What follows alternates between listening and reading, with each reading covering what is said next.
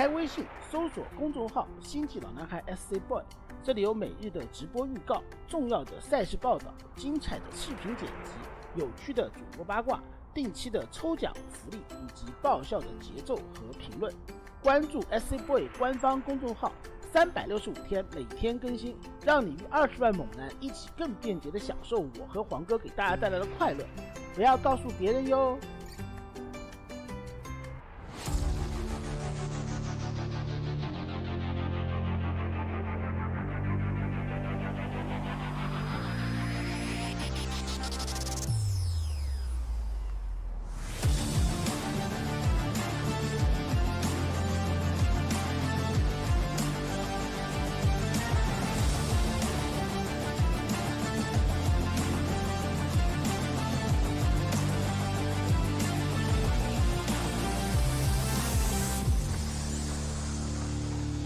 This is round 10 of 11 rounds, so we're near the end here of the event. It's right around the corner, and we're about to conclude the round robin stage and enter the playoffs. Indeed, we are. We have this round and then another round next week to really solidify our standings and our seedings and all that. And when we get towards the end of the group stage, usually we look at, say, the top 2 or top 3 teams. We look at the bottom 2 or bottom 3 teams, and we know that things probably aren't going to change too much for them.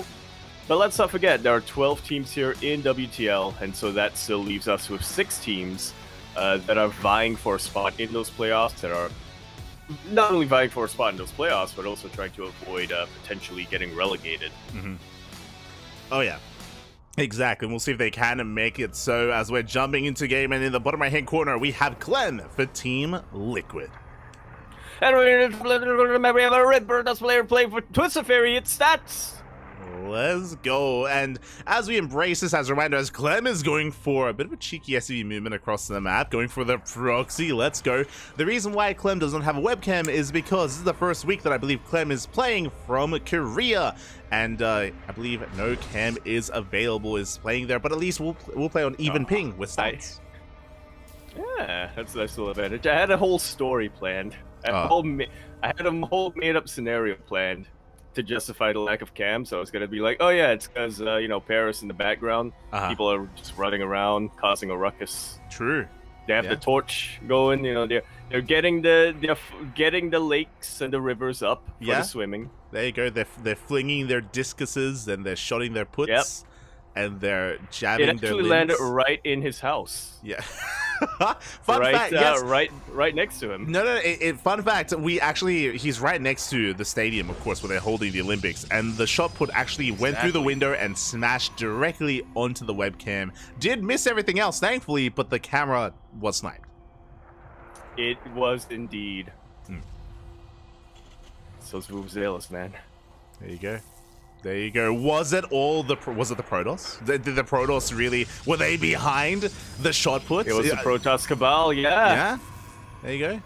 You think about it, Protoss, they launch balls from Tempest, they launch balls from Disruptors. Yeah. So really, yeah, they win gold every single time at shot put. They know how to handle their balls. So when balls are involved, you know that the Protoss are behind it. Exactly. Yeah. 2 probe kills. 3. 3 probe kills. Yeah, we're gonna get a 4th. And the Reaper does manage to survive. We also have this bunker up and running. This is what I'm most excited for. Clem, when he's able to play with ping, or without ping, has some of the tightest control in the world. Oh yeah, exactly. As we already get 4 probe kills, we knocked the Stalker out of position. We shut down. That's a kill, not a cancel on the shield battery as well. And we are getting out of hand. We're getting out of control already. This is so much damage being dealt. The Stalker itself getting low on HP. The shields have been stripped, and he wants that Stalker. He wants even more damage. Actually going for a little bit of both here. Going for the Stalker and the shield battery as well. And we are still not done behind this. We're following this up with a 1-1 with a factory and the starport. Yeah, Cyclone already making its way across the map. 3rd Reaper coming up to join behind all of this. And stats, like you said, these Stalkers are in a lot of trouble. Thankfully, the shield battery does get up and running. There is energy on this Nexus, just in case there needs to be say a battery overcharge being thrown down. I mean, I doubt it now that we have 3 Stalkers out and running. I say that, but a Cyclone rocks up. Yeah, the Cyclone has arrived. The SCV finally went down, so no more repairs. The bunker is going to be killed, not salvaged. Bear that in mind. Back at him, Clem is expanding. He's transitioning out of this with a CC on the way, but he's still not pulling back. The shield battery overcharge has run out, and he wants the Stalkers. And he will be able to get one of them at the very least, getting a couple more probe kills behind all of this. Clem, he's making the most out of the fact that he doesn't have to play with Ping. Exactly. He takes down 2 more Stalkers. 1 Stalker remaining here. Another Stalker barely does pop out. We sniped the Cyclone. It looks like stats will hold, but this cost him a lot of units, a lot of supply, and we are still not done. Another Cyclone has arrived, and Clem, he wants another Stalker. And he's going to get it. He's going to get another Stalker behind all of this. I don't want to call this game-ending damage because it definitely isn't, but this is way more than I think I've seen any other Terran player get from this opening in a very long time. He gets the 3rd Stalker! I'm sleeping well tonight, let me tell you. This is gonna be in my dreams tonight. You're like, mate, let me tell you, I'm a happy boy, Papi. Let's go. 10 players out there. Oh my god. As we just out-micro, we out-control. You can see Stats laughing. Even Stats, he cannot believe what's going on. We got another Stalker kill as well, and this is getting out of hand. It absolutely is. Finally, the medevac goes down. The Cyclone goes down behind all of it, but in total, I believe we've had 15 probe kills, something like that. There we go, 15 probe kills, 6 Stalker kills. Those resources lost are... The deficit in resources lost is absolutely absurd. It is so Clem favorite right now. And he's keeping this momentum going with Banshees behind all of this. Oh yeah, exactly. The pressure does not stop behind this. Clem getting into tank production. We have Cloak on the way. Banshee's already moving out as well, and Stats is barely holding on as it is. We are not ready here for Cloak Banshees. Robo's still on the way. There is no detection. Cloak is not done yet, but once it does kick in, we can just pop off. We can wreak havoc here in the basis of Stats. Yeah, like you pointed out, this shield battery not done just yet. No detection, and Cloak just finished up. Yeah, there is no detection. We can just we have free reign of the main base. Probes are falling left and right. The shield battery is not going to be done in time, and we're containing Stats to 1 base economy. He's stuck on 1 base economy here, just getting pulled apart left and right. Clem, someone said earlier in the chat that Clem, he was angry after the 3-0 during Kung Fu Cup. True, he's angry, he's upset, and he's letting out all of his frustrations on Stats. Yeah, I like to imagine he very specifically said to his team, give me a Protoss opponent this week because, man, I got some steam that needs to be released. Exactly. Hold on, we're just gonna switch our Discord channel because we're suffering a little bit here, but it's all good. We'll find a nice place to call home. But yeah, with that, we see Clem moving out across the map. He's moving out with our initial tanks, with our Banshees as well, and oh boy, Stats, he cannot hold his 3rd base. There's no way he can hold on to it, right? Yeah, not in this case. Stats, we call him the Shield of Ire because he's known for very strong defensive play, but yeah, for all Protoss players out there, that defensive play usually kicks in the mid-game. Clem came in right from the very start and said, we're not getting to there. I'm going to make sure that you stay in the early game for as long as possible, and make sure that you are never able to hold your shield in front of you. I can hear it already, by the way. Like, thankfully the cameras are off right now, but I can see Clem yelling out, "Take it, Max Packs, take it!" and they're in June together right now, and then you have Stats going, "The hell's going on?" Like, it's not me, Papi. It's not me. Oh my god. So what's going on? It's like GG is called, and Clem is going to be taking game number 1 here. Yeah, the hallucination fades a little bit. Clem, he looks down at the face below him, and he says, wait a minute, you're not Max Pax. Yeah. I don't even know what Max Pax looks like. The realization kind of seeps in. You know, he pulls back, he gets off of Stats. He's like beaten on the floor, and calm down, Clem. He's like, oh my god, Max Pax, you were Stats this entire time? Ay. GG, well played. A very, very solid, very intense game one there as Clem was just all over stats. But I want to believe that stats can bounce back. I don't think game one is fully reflective of stats' skill. I do think that because of the cheese, because of the proxy early on, not quite cheese, but the aggression of Clem, things very quickly snowball out of control. I want to believe that stats can hold on, can hunker down, and can settle into the mid game. Yeah, I definitely think that stats made the correct choices when you're up against a bunker rush like this, a Reaper bunker rush like this. I mean, it's typically what Protoss does, get a shield battery in your natural base, get a couple of stalkers, and then just work from there. Unfortunately, I don't think Stats was quite anticipating how cleanly Clem was going to be able to execute that, how well he was able to juggle his Cyclones and bounce around all those stalkers. Game number 2, I think we're going to be seeing Stats be perhaps a little bit less conservative when it comes to his defenses. I think we will, like you said, just see him hunker down a little bit more. Because really, who in their right mind expects control on that caliber? Speaking of which, we're going to be on Oceanborn, top left-hand corner, a blue Terran player for Team Liquid. It's Clem. And in the bottom right-hand corner, we have Stats for Twisted Fairy. Ooh, it is, of course, Stats' map choice. He does go for Oceanborn, a bit of a larger map compared to Golden Aura at least, and ideally Stats wants a little bit more freedom, a little bit more wiggle room here in the other game. He wants to play some StarCraft. Let him play some StarCraft. Yeah, that was definitely a brutal game number 1 for him, and I couldn't put it better myself. Like, he just wasn't able to get into his game. He wasn't able to play StarCraft. Exactly. So hopefully we can do so. We can already see that Clem is calming down himself. He's going for his racks on the high ground as well. You know, it looks like the frustrations have been vented. Looks like we've gotten it out of our system. We can calm things down, and Clem can play out a bit more standard game. Yeah. He sees clearly now, you know, the rain is gone. Turns out Max Pax, he was rained this entire time, apparently. True. There you go. The rain is gone. So is Max Pax. Coincidence? You know, I don't know. We'll see. Have you ever seen Rain and Max Pax in the same room together? Which rain? Terran rain? Or either way, neither rain. Yeah, exactly. They could all be one and the same. They could. Well, they could, but I'm pretty sure I have seen a photo. I'm not saying that the photo is legitimate, or we haven't been able to verify the photo, but I vaguely remember a photo from 2012. Rain and Rain together in the Golem studio. Oh my god. Terran Rain and Protoss Rain. The Matrix struggled to hold together for that one. That's crazy. that's crazy. That's why you see the photo itself. Yeah, a little bit. There's a little bit of like tear damage. Yeah. Digital damage going on there. Yeah. A little bit of distortion going on. Yeah. Just a glitch of the Matrix. But for now, we're going to be calming down. We do see that Clem did open up double gas, so he's going for a double gas opener. That means a later expansion. He's going for a faster factory. Factory is almost done. And from here, Clem can embrace some different builds, some different follow-ups. He can go into Banshee play, Widowmine drops, heavy Cyclone aggression as well. So we'll keep an eye on Clem to see how exactly he does make use of his production. Yeah, so far we're seeing very Terran things coming out from Clem. Just a double Reaper.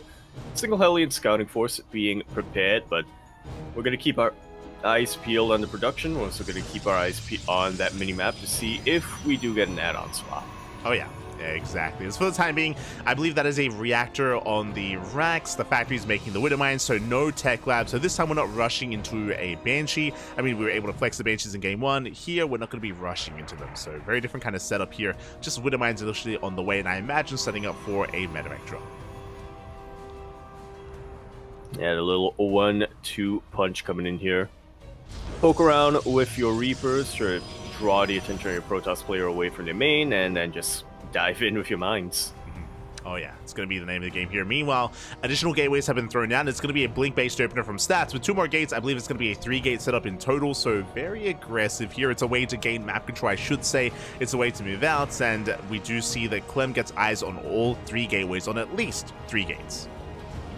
Yeah, I believe he was able to scout the Twilight Council as well, so Clem well aware of what's coming his way. He knows that he does need to set up a little bit defensively. He doesn't want to overreact or anything like that. Again, with 3 gates coming out here from Stats, it is aggressive, but it's not necessarily fully committed, so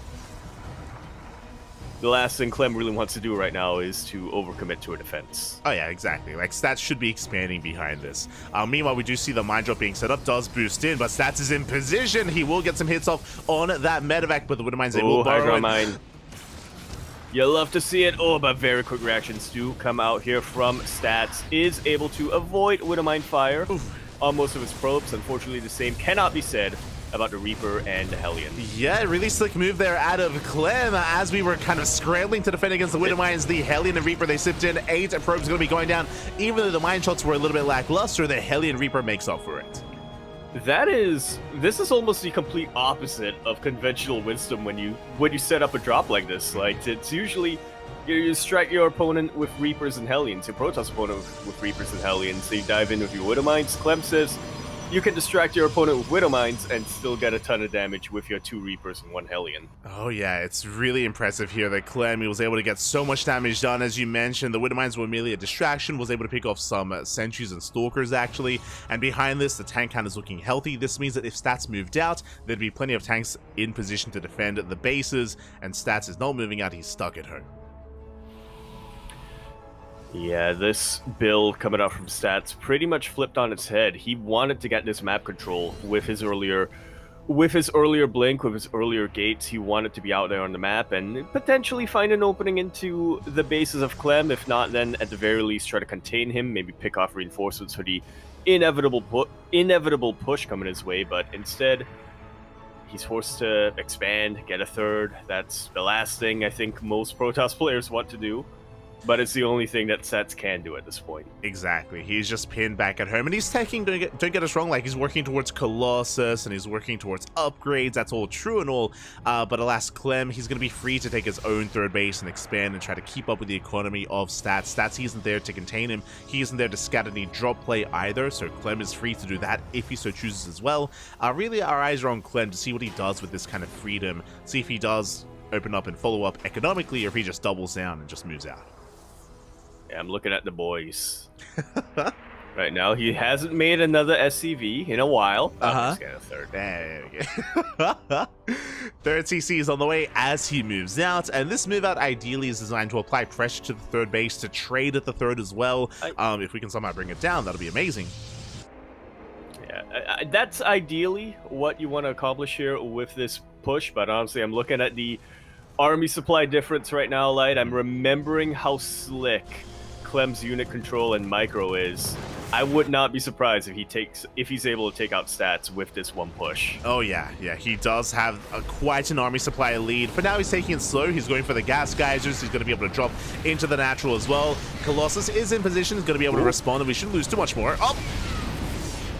Hot pickup here on these Marines. Going to be keeping most, if not all of them alive. Wasn't quite able to catch all of them. Is going to be able to retreat there, pull back. At the same time, Adept's going to be harassing across the map. Meanwhile, Clem is going for a second gas geyser, and he's going to get it. Yeah, very important pickoffs here for Clem. And these Colossus, they are not cheap. They cost quite a lot of gas, so knocking Stats down to only 2 gases is going to impact his production quite a bit here.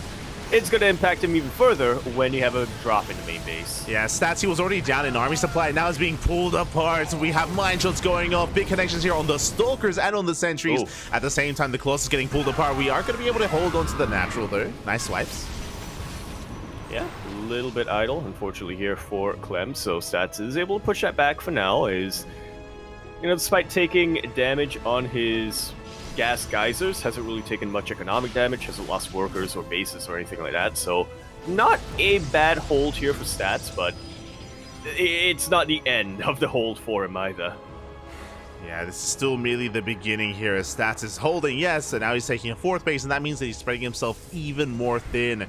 Meanwhile, Clem, he unsieges, and you can see him consolidate his army, bring everything together, and look to head towards that base. Tanks, though, are they getting caught out? No, they're not. The Colossus getting caught out. We have to calm down. Indeed, we do, and thankfully for Stats, we do calm down quite a bit here, so yeah, it looks like Stats is gonna try to, and yep, he's gonna get away with this 4th base. Chases the main army all the way back. Yeah, nice catch. A tanks that forced to pick up. We do see some nice kiting here from Clem. He trades well against Zealots, but he cannot get on top of those Colossus. We have reached critical mass. We've reached 4 Colossus, so we're going to be able to hold on against the Bio Army, and Clem has to retreat, and now we're taking up. Now we have the Ghost Academy on the way. Armory for 2-2. We're getting to the rest of our upgrades. Stats, he's held. Indeed, he has. He has held, and he has gotten away with murder here. With that 4th base, he even has a Dark Shrine at this point, because why the hell not? Yeah, Dark Shrine is being thrown down to allow us to harass across the map and get some damage done. It looks like we have some DTs being warped in towards the top right, so we do have quite a bit of harassment potential there. Colossus gonna make it out of here alive, thankfully. Almost got caught in the middle of the map where they wouldn't really be too useful. Not a lot of anti-air, in fact, no anti-air whatsoever here for stats, so yeah, these Vikings getting a ton of value on these Colossus. Yeah, Colossus goes down. No shield battery, no overcharge either. Colossus, they're just getting bullied back by those Vikings. 2 of them go down. Yeah,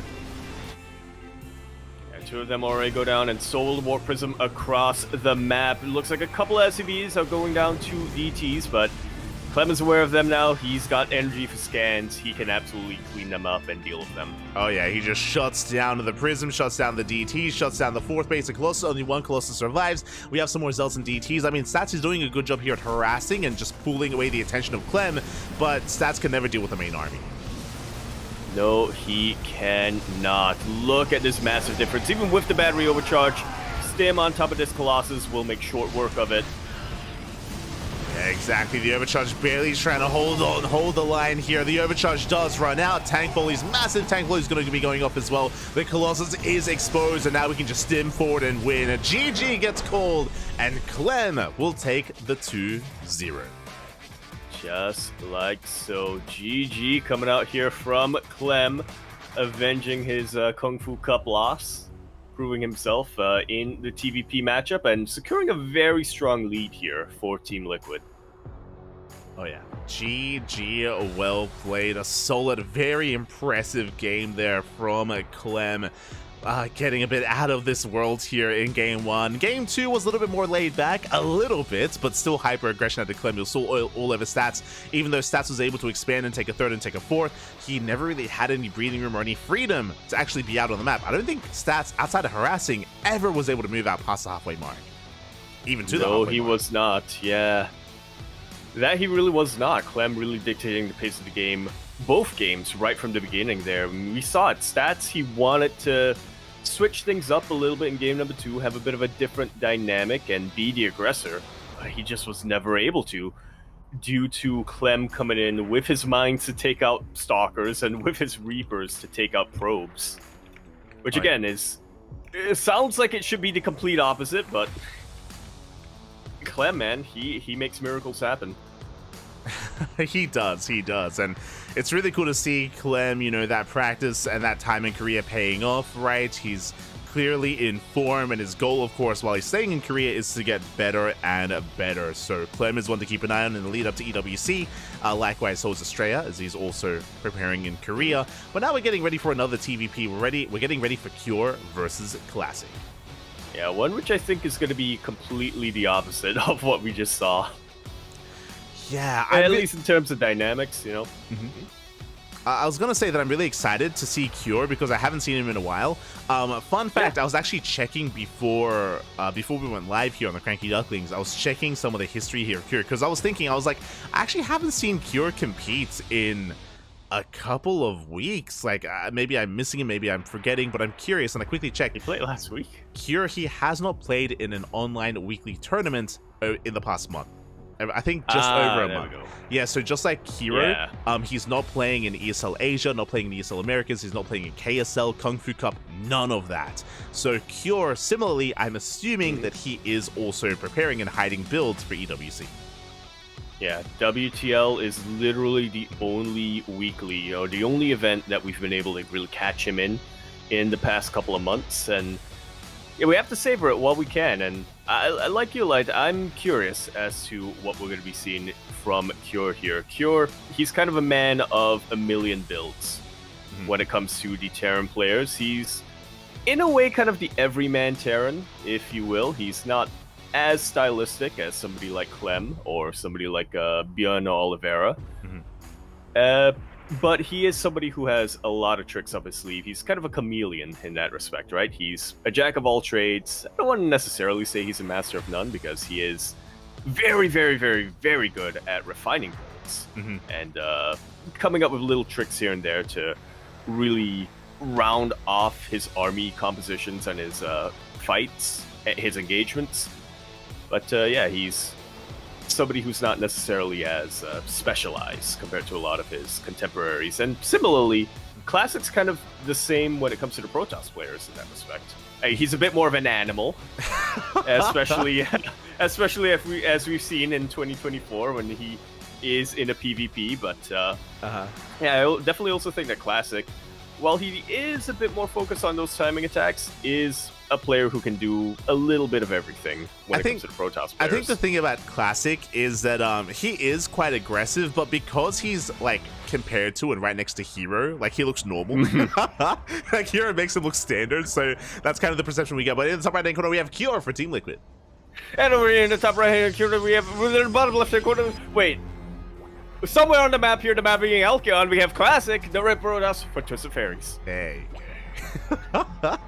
Let's go. Now, yeah. Now you're having me question my perception on the Protoss players, which is a dangerous thing to do to begin with. But yeah, I think that there might be some value in that. I think that might be some value in that Classic is not as defensive as somebody like Stats or Showtime. Is quite aggressive usually, but he's always compared to Hero. He's often overshadowed by Hero, who is even more aggressive and more successful in his aggression, unfortunately. So, unfortunately for Classic, so he does get overshadowed there. So, yeah, that might be something to that. Yeah, when it comes to our perception of him as a player here. So I'm curious how we're going to embrace this. Something that we do know, though, when it comes to Classic and his TVP, if we go for a longer game, and hey, we're loading into Alkione, known for longer macro games, is his want, his need to embrace Sky Toss whenever he can. If we can settle into the mid game, if Classic gets breathing room, if his opponent is a little bit more passive than Classic, he is always willing to throw down a Fleet Beacon and jump into Sky Toss as soon as he sees like an opening for that. Yeah, it's a huge risk, but something that Classic does like whipping out every now and then. Obviously, teching into Tempest and teching into Sky Toss, that takes quite a while. But Classic, if he can get some map control, if he can contain his Terran opponent, he is one of the first players to really jump at that opportunity. Oh, and speaking of our stylistic play, do you see what I see, Yaku? That is a second Rax. I'm getting flashbacks, Light. I'm getting flashbacks to... I'm getting flashbacks to Sunday afternoons of ESL Open Cup Asia, when ESL Asia was on Sunday afternoons. Yep. And Cure doing literally nothing but 3-raxing in every TVP. Yeah, as you say, here we go. 3 Raxes are on the way, so it's going to be a 3-Rax here from Cure. For those that are curious, this is going to be a stim timing. It's going to be mass bio stim timing out of Cure. Very aggressive, very committed, and if this goes unscattered, this can catch the Protoss player off guard, and this is already looking ideal. Classic is opening up Stargate. Like so. Yeah, definitely going to be a weak spot coming out here from Classic, and we'll see if he is able to zoom this Oracle across the map as quickly as he can and try to get eyes on what's going on. And the Adept does come forward and he does scout the reactor. He does scout these Marines, so already that's a little bit of a tip-off. Yeah, that is a tip-off here, but it could still be like a 2-1-1 variation. It could be 3CC, 3-Rax as well, which is also not the most uncommon build. So Classic is still piecing it all together. He is going Oracle first. Okay, Oracle first will allow us to scatter across the map. This also means that we're not doubling down on pure Phoenix. We already have a much faster Gateway and Twilight Council follow-up. Here we go. Yeah, definitely a lot safer of a transition here coming out from Classic. Hasn't quite been able to confirm what's coming his way, but he knows he has to prepare for something. Yeah, like there's a big vulnerability now for Classic because he went from Stargate into Twilight Council. This means that Blink or Charge or whatever upgrade he wants to go for is late, right? It's later than normal, it's later than usual. So there is going to be a window where we have a mass amount of Stim Marines and we're going to have vanilla Gateway units to defend. So this is not going to be an easy hold for Classic. Yeah, a little bit of a damned if you do, damned if you don't here coming out from Classic, isn't it? I was about to go into a hole, is it going to be Blink or is it going to be Charge? And yeah, he is going to be going to Blink, but even still, Zealots are tanky, but without Charge, they can easily get kited by these Marines. Stalkers are mobile with Blink. Without him, they just melt. Oh yeah, exactly. And here we go. We're sending everything across the map. We spoke about it. This is the sim timing that Kira is going for. Combat shields finishing up as well. So we have the double upgrades and we need shield batteries. Again, Blink is not even halfway done because of the build of choice, because of the opener of Classic. He has very little to work with and he's going to have to make use of his army as best as he can and hold on to that overcharge and make sure he doesn't waste that either. Yeah, I really like these moves here, trying to force out some premature stims on Cure. Already getting one. He gets another. Battery overcharge does get popped, but look at all these Marines. Look at all this DPS. Cure, he's not even going for the battery. He takes out the Oracle, takes out a couple Stalkers, and actually can't afford to sim too much more. I mean, it's already been 2 stims. There we go. Third stim has been spent, but the overcharge barely maintains those Stalkers, and Classic, he will hold on to the natural base. Blink is still not quite done, but this army is overstimmed. Just like so. Immortal about to pop out as well, and that's just about going to be the final nail on the roof of Classic's defense. Yeah, exactly. As we see another stim, we're going to pick off a couple of gateway units, but overall, as you mentioned, Classic, he will shut this down. It was a bit scary. Like that was a bit of a hold your breath moment for Classic, but he was barely able to defend. Now we can expand, and now he has map control with Blink. Like so, he's going to be chasing down these final remnants of Marines before going across the map and going to try to contain Cure on 2 bases for as long as possible. I can already smell it from here, Light. I can already hear the Tempest arriving. What does Tempest smell like? What is... Okay, oh no. Very, very orange. Very citrusy, if you will. Okay. But an artificial kind of citrus, you know, Okay. like citrus flavoring, like what we have here in Singapore. not like a natural citrus. Okay. It's not natural. I like it. Yeah, we'll see if we head in that direction. For now, third bases are getting up and running for both players. Cure has his third CC. Classic has his own third Nexus. Again, Classic was able to survive the initial build of choice of Cure, and now he's going to be able to settle things down and calm down and get into a better setup here. Really, the pressure's on Cure to try to find some more damage. He is being active, at least, with those drops. And we'll see if he can find them. Classic still in a little bit of his transition. I mean, he's getting Colossus out. He does have 1 Colossus, but doesn't have much of a buffer for it. Thermal Ant's not done just yet, so these small amounts of Marines and Marauders can find a couple of openings here and there, can try to go for mineral lines or pylons. Oh yeah, exactly. We'll see what we can pick off here as we're kind of skirting around the edge of the map, skirting around the edge of the bases. That's going to be a massive gateway explosion for Classic on 3 bases. He's getting up to 8 gates. I think even more than 8 gateways at this point. So this is going to be a really big charge timing going to be available here for Classic. Yeah. Terrifying timing when Terran doesn't quite have all their upgrades. The Warpism, however, will get caught in the middle of the map. Not a lot of anti-air, but enough to take it out. Oh, the Prism will fall. Massive pickoff at the same time. Double jump into the main base. Looks like Classic does have units in position for the most part. Is going to be able to respond. Is going to be able to shut this down. At the same time, Cure pushing in towards the natural base. But Classic, he's likewise in position as well. He will defend both locations at once. Just like so. We'll be trading out a couple of gateway units to get it. We'll be losing 1 pylon, but not the biggest of deals. Yeah, that was actually a lot of Stalkers going down, so that was an expensive trade for Classic. He holds, don't get us wrong, but again, that was, what, like 7 Stalkers falling. That was quite gas-intensive, and that does mean that any kind of counterattack here from Classic is going to be delayed as Cure continues his drop play. I did not realize that was a number of Stalkers that went down. Yeah, that definitely puts things into perspective quite a bit, looking at the army supply difference now.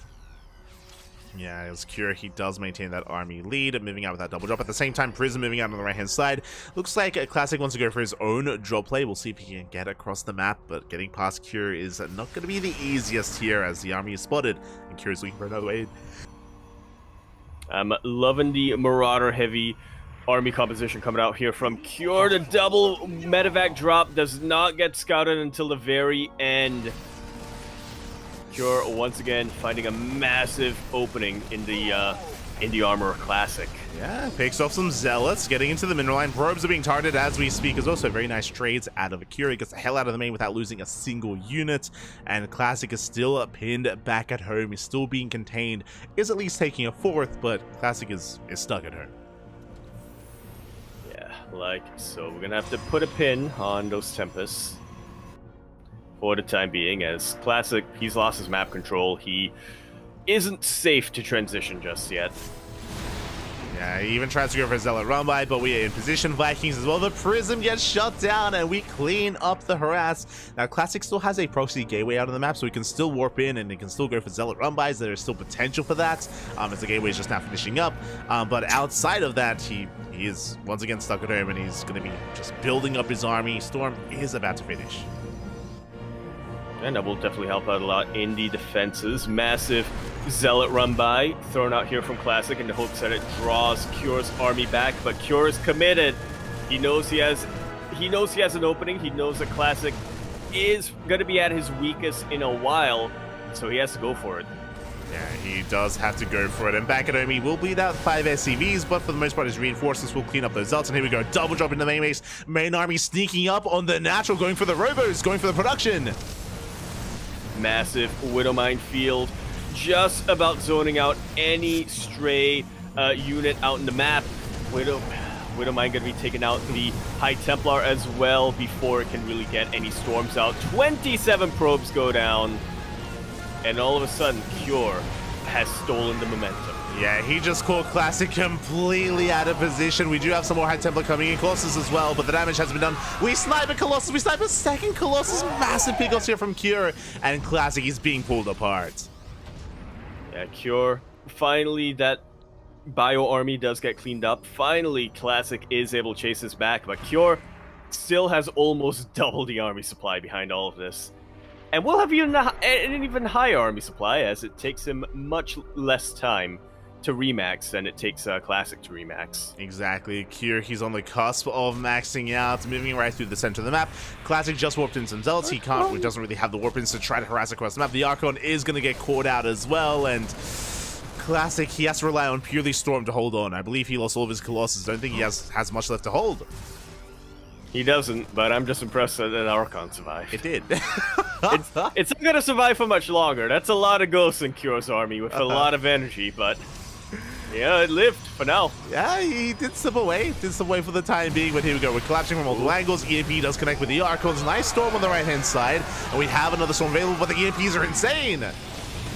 Yeah, I like the idea here from Classic to try to box Cure's army in for as much as he can, but alas, the math was not on his side. Those EMPs were crispy coming out here from Cure, and just like that, he's going to take game number 1. GG, well played. Cure, we spoke about it, or I alluded to it, how we have been really missing Cure over the past, a month and a half here. He has not been competing in online events or online weekly tournaments specifically, and I was curious what his form was like, and here he is looking on point. The initial 3 racks did not do as much damage as I'm sure he hoped, but at least in the follow-up, the drop play, that's where he really excelled. Yeah, I mean, how does that saying go? We have literally never seen Cure's 3 racks work out for him or give him a significant lead or anything like that, and yep, that still maintains true. But Cure, he was able to recover from that setback in the early game. He was able to bounce back, get into his own mid-game, get into that drop play, and really turned the tables on Classic over there. Oh yeah, did turn those tables, and Classic was just unable to keep up. And here we go, we're getting into our next game, and spotting in the top left-hand corner, we have Cure for Team Liquid. And we're about right we have for Twisted Fairies as our Protoss player. It's Classic. I do want to, before we get into game number 2, I do just want to mention one thing that I thought was, if Classic had won that game, would have been the absolute MVP for him. His Stalkers in the early game, forcing out that premature stim coming out from Cure. That was, I think, the move that really kept Classic alive and really allowed him to survive into the mid game. He unfortunately wasn't quite able to keep up with all the drop play from Cure later down the line, but he didn't lose immediately. He managed to keep the record or maintain the streak of Cure's 3 racks never working. Yeah, it's one of those things where we glossed over it, but as you mentioned, like that was a really impressive hold out of Classic. Like any lesser player, and even put like Hero in that exact scenario where we open up Stargate, we followed up with the Twilight Council, like that was a very close hold, and it was not an easy defense there for Classic, and we've seen many a Protoss fall then and there, so yeah, it was really cool to see him pull off that defense and survive. But alas, still just wasn't enough to bring it home. That was a huge risk going out in the middle of the map like that, or I guess not quite in the middle of the map, but outside of his base, outside of shield battery range, when he didn't have stim on his stalkers, he really had to focus and make sure that he was controlling those stalkers as best he can, make sure that he didn't leave them a little bit too idle, and worked out for him. It allowed him to survive. And we got to see a lot more of both Cure and Classic in a more what's the word I'm looking for here, Light? A more protracted? That's not the word I'm looking for. Excuse me? A game that actually played out into the mid-game. Yeah, it's a little more back and forth, a more dynamic kind of mid. A little bit more like, 30 degrees, 40 degrees, I don't know. What? Protractor. Oh, I see. Math. Yeah. You know how it is. We got the degrees, we got the angle, right? Yeah. Is it hot? We taped the protractor to a ruler. True. And so we pretended that it was an axe. What? What? Was that another thing you did in school? What? Was that not a thing you did in school? No. Oh. Alright. Did you? Yeah. Okay. Did it help? And I put tape on another. It didn't help me in my grades. Okay. It didn't help me at math. Okay. But it helped me get cred when we played Barbarians. Fair enough. And that's what matters most. Exactly. As the Reaper gets across the map, gets a worker kill. Not bad at the same time. We have the Adept across the map as well, denying mining time here at the natural base. So both players taking some economic blows here and there. Nothing too major, as Cure did go for a more economic start, and now is settling into his 1-1-1. This time, no 3 racks at a Cure. Yep. It's glad to see that Cure has remembered his past or his history of 3 racks never working for him, so we're going to be seeing something a lot more normal coming out from him this time. We're calming down. We're calming things down here. We're settling into a 1-1-1, right? It's usually not ideal to rely on one build throughout a series, so, we're going to be varying things up here from the side of Cure, just poking in wherever he can and setting up for his drop play as well. Yep. Should be seeing the pretty standard Widowmine drop coming out from. Not quite going to be seeing it accompanied by Reapers and Hellions, but you don't always need that. Yeah, the Widowmine drop is making its way towards the main base. It looks like Classic is in position. He is, of course, aware of the mine drop timing, so we'll see if we can find some damage nonetheless. Damage or even scatting information. We can see that this time there's no Stargate. It's going to be a Twilight Council opener for Classic. Yep, and Cure will be able to confirm that. Widowmine's not quite connecting with probes, but we'll take out a Stalker, we'll take out an Adept. The important thing is Cure confirms what's coming this way. Yeah, he's fully aware of the Blink Stalkers. We can see that it's not going to be a committed Blink Stalker build. We're getting into a third base, but that is going to be fast charge. Did Blink finish? I assume that it... Yeah, it did. Yeah. Okay. I had me second guessing myself. I had to do a double take because that is a very, very, very, very fast charge. It is. Being research coming out here from Classic. Oh, yeah. So we're going to be doubling down on gateway aggression. We're not... Instead of charge, typically we would see like a bay, right, for Colossus production, or a setup to take up in another direction, even towards Storm, but no charge instead, so very Swarm Toss style out of Classic. We'll see if he doubles down. My apologies, we will not double down. Now we see a bit of a more delayed bay out of Classic. Huh. Yeah, an interesting choice coming out here from him. A little bit of 2018 vibes. You know, this was kind of a build or unit composition that Classic himself popularized in PvT, the swarm toss into Colossus, which was unbeatable, which was practically unbeatable unless your name was Byun or Maru. It had its reign of dominance back in the day, definitely. I'm sure Rain was somewhat involved as well when it came to the concoction of the build. But we do see Kira going for the natural, getting a couple of probe kills. I'm loving the Aura Turrets. Oh, as the probes have almost nowhere to go, thankfully. Okay, they're not pinned in. For a moment, I thought they were trapped. Only getting 2 probe kills. Oh, getting up to 3. Yeah, not too bad here for Cure, but could have definitely been a lot worse for Classic. Could have been. Stim. Yeah, could have been worse. Stim now about to finish up here from Cure, and we're seeing a very interesting bio-heavy push coming out from him without any tanks, without any... Well, I don't want to say without any Widow Mines. They will be here eventually in the fight. Yeah, they're on the horizon here for Cure. He's just moving out for the time being, taking his third base, saturating. As he expands, of course, he's ideally going to be applying pressure to the third base of Classic. Don't really think he intends to break Classic anytime soon, but we'll see how much damage he can get done. Bearing in mind that Colossus production was delayed, so there's only going to be 1 Colossus out for this push, but we'll see if that's going to be enough to hold on.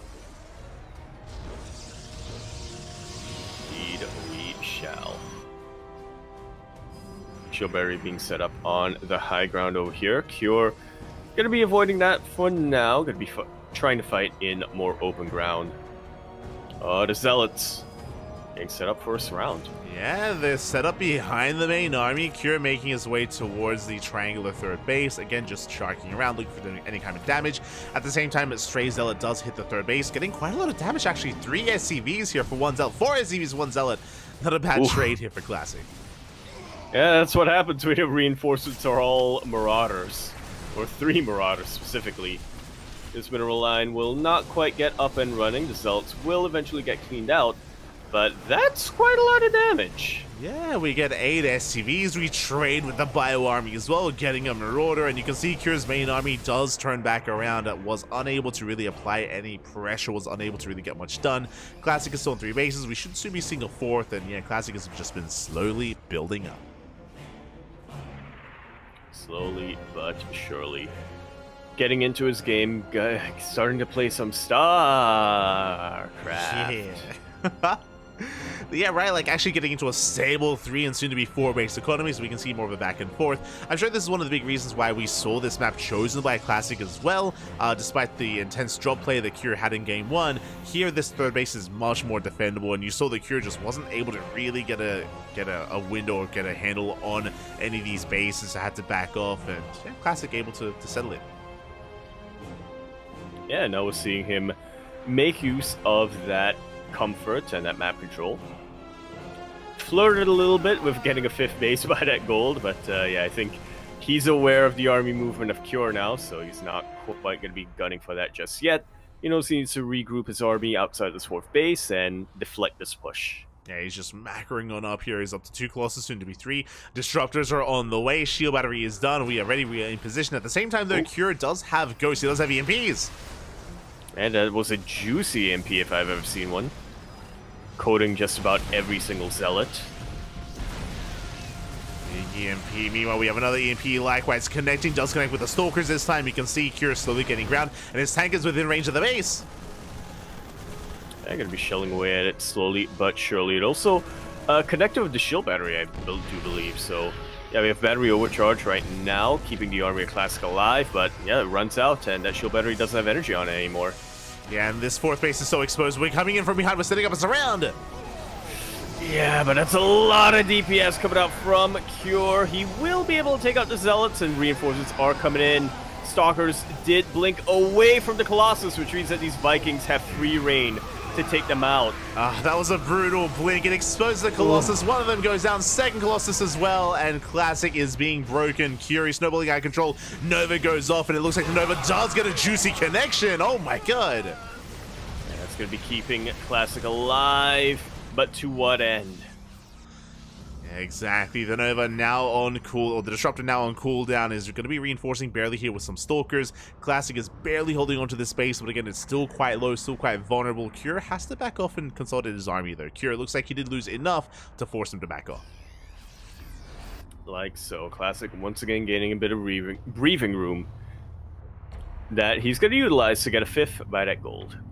Honestly, if it wasn't for that Nova, I think Classic may just be dead. Like 100%, yeah. I don't think Cure would have backed forward, off. That would have been one stim forward would have made short work of this Protoss army. Yeah, so very clutch hold here by Classic. He barely does survive. Now the Disruptor count is getting higher and higher. He's got 3, soon to be 5 Disruptors. And as the Disruptor count gets higher, it's going to be that much more difficult to actually stim and try to get on top of the main army. Likewise, Cure has no idea of the attempted gold. That he does not. Cure still focusing on trying to break the main army of Classic here and now, and I can't say I blame him. He knows for a fact that if he lands a couple of EMPs, there's a good shot of him taking out the army of Classic, and once he takes out the army of Classic, he has free reign on the map. He can just keep this push going. Exactly, so he's gunning for that Zealot run by across the map, catching reinforcements. Marauders, Marines, Widowman's going to be going down, but at the same time, we do get a Doom Drop into the main. Yeah, thankfully for Classic, though, there was a cannon that drew some of the aggro of these units, and he was able to evacuate his probes. Only 2 of them go down. Yeah, only 2 workers, but that was a big Nova catching 3 Marauders. We got a medevac as well. Curie is going to be cleaned up. He only gets 2 workers, and yeah, with that, he's going to be pinned here in the corner of the map. At the same time, you can see the movement of Curie's main army. He's headed towards the bottom left. He checks that Zelnaga, and he might be able to get eyes on the gold. He does. Oh, he turns. Yeah, he's going to be able to take it out. A couple of Widowmines set up here to deal specifically with these Zealots. Nice little split coming out here from Classic, but nonetheless, can't say I'm a big fan of his army. Classic, he wants to try to catch this. Right now, Cure is cornered. He's cornered in the corner of the map, and we'll see if we can try to catch this as Nova's going to be going off. Yeah, the 1-2 punch coming out here from Classic. Nova's connect with a huge chunk of that army, and the Stalkers blink in to catch the medevacs after the hot pickup. 15 probes will go down from the side of Classic, but it looks like Classic, he's finally cleaning this up. He's finally taken out the drop of Cure. Exactly. You can see Cure's army supply plummet. The drops have been dealt with. The main army was dealt with as well, and now Classic can move out. It did cost him a mineral line and a base, so economically, Classic is not in an amazing position. I'd actually say that Cure is ahead in the economy quite heavily, actually. So Classic, the pressure is on. He has to look for another fight. Indeed, he does. I'm loving Classic's army now. I was doubting it a little bit earlier on, but a couple of good juicy Purification Novas definitely changed my mind. He cannot keep this game going for too much longer. He has a strong army, and he needs to end it now. Oh, and massive connections once again on the Bio Army. Classic. He's snowballing out of control. Again, as you mentioned before, give him some balls, Pappy. He can handle them beautifully. He does what Protoss do best. As Disruptors, they lead the charge. We're making way over towards that fort. Yeah, them shot put events. Enough. He's getting gold. He is looking for that gold medal here as the Colossus is going to be going down. But once again, the Novas are insane as we get so much value, so much good connections here. As I say that, though, the Gateway Army is actually getting a little bit smaller here. We're running out of Zealots. Yeah, we're running out of Zealots, and the Warp Prism goes down. So it's not a whole lot to reinforce here. Those balls, they were fantastic. They were meaty. They dealt a lot of damage, and they were juicy, but when you don't have a Gateway Army to support them, they kind of fall. Yeah, Classic overextends. Kind of drop. He loses everything, but a big reason for this, we spoke about it, because of the lack of economy for Classic, he just couldn't reinforce. He just didn't have the resources to keep himself going, and as a result, every single Disruptor goes down. Kira going for a massive counterattack, pushing into overcharge. Not going to be easy, but it looks like he has enough. GG is called, and Cure going to be taking this series 2-0, going to be securing Team Liquid's place in the playoffs. Wow, GG, well played. Congratulations here as Cure, he pops off with a 2-0. That was a very close game though. That was back and forth. The pendulum just kept swinging towards Cure, towards Classic, back and forth. But at the end of the day, it did come down to the fact that Classic, he ran out of steam. You mentioned it, just before that final fight, how Classic, he was running out of time because he just could not sustain his army, and eventually he did run out. Yeah, that's kind of the double-edged sword of Golden Aura, right? You will be able to defend, but it's going to be a little bit trickier to counterattack. Oh yeah. I swear I had a good thought to go along with that. But I swear I had some kind of analysis to go along with that, but then midway after I opened my mouth, my brain was like, nope. You're on your own now. The brain, it left you hanging, Papi. It left you all alone. Oh no. But yeah, instead I ended up with the Madden brain. GG, well played. Very impressive performance there out of Cure, and this bodes well. I mentioned before that we have seen very little of Cure this past month, these past couple of weeks here, as he has been inactive. He has not been competing in tournaments, and it looks like at least here in TVP he is on point. Not just talking about his builds, but his fundamentals, like his unit control, his drop play specifically. We saw that Classic was able to keep up somewhat here, but yeah, I should say that the macro behind Cure was surpassing that of Classic. Despite even some medevacs going down, he could sustain himself in those losses. Yeah, without a doubt. The macro is on point. His drop instincts, I mean, as you were pointing out, his drops were fantastic, but for Cure to just very decisively say, I'm going to load up these 4 medevacs right now, and I'm going to set them up outside your 4th base, because outside your main base, because there is no way with this main army of Colossus breathing down my neck, you're going to be able to get back there in time. Oh yeah, so that was a banger of a game. I was hoping for a back and forth, and I was hoping that a Classic would bring it back there and extend the series, but alas, that is not meant to be. But we're still getting ready for our next best of 2. Up next, we have a PvP between Skillus and Nice. Indeed, we do. The Protoss, they just keep on coming. Now the question is, when you have 2 Protoss players in the shot put, who gets the gold? Exactly. Who will be able to handle their balls that much better here? Is it going to be Skillus? Is it going to be Nice? We're getting ready here for the final best of 2 of this series. Now, because it's already 4-0 in favor of Team Liquid, there is no potential for an ace match, unfortunately. So there's a little bit less on the line for this best of 2. But that could also help Nice a little bit if the pressure is off. Yeah. A little bit of a weight, off his shoulders. He can just do his own thing and get into his own game, maybe surprise us a little bit, surprise his opponents as well. Yeah. Because once again, map score still going to be very important in the seeding of the tournament itself, but also the seeding of the tournament and the seeding of the placements as we go into the playoffs potentially, but also the individual map wins are going to be very, very important when it comes to seeding for some of the other SC Boy events. Oh yeah. Yeah, exactly. So there's still some decent amount. There's still a decent amount on the line here for Nice, and we'll see if he can bring it back. Skillus, of course, he is going to be the favorite player. I will say that. But it's the PvP. Anything can happen. Exactly. We have seen. Oh man, we've seen things that you wouldn't believe. Yeah. We've seen cannon rushes, we've seen DTs into insta, and game 1 is going to be on Amphion. Yeah. Banger of a map. It's one that I think we've been seeing a lot more being chosen first by SC Boy, which I definitely appreciate. Yeah, exactly. Good to embrace some of these otherwise typically vetoed maps. Meanwhile, has Nice's collection of plushies. He's got more, bigger. Yeah. it's a larger pile now. It's actually poking up above his head. Now, which it wasn't previously. Yeah. Okay, I thought I was seeing things. I was like, there's something different going on right now, but he's adopting them. He's getting more of them growing in his army of plushies. Oh yeah. I'm digging the contrast of Nice's room and Skills' room.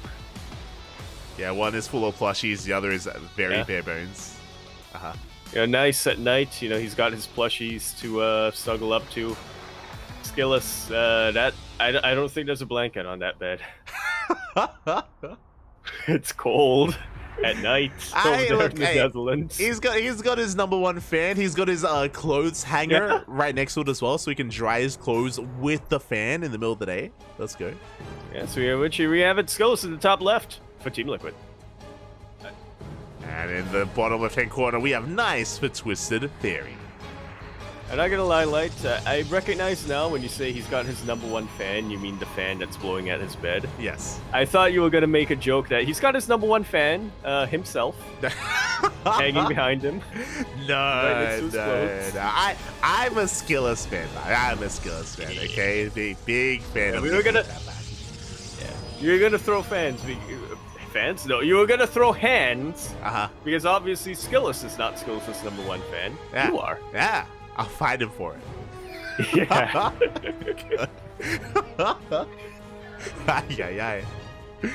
As we are settling in now, because they're loading into Amphion. Interesting. I was gonna say it's very standard to go for the gateway on the low ground at the ramp, but just because there's a ramp coming into the natural, so much more defendable, does lead to more economic builds.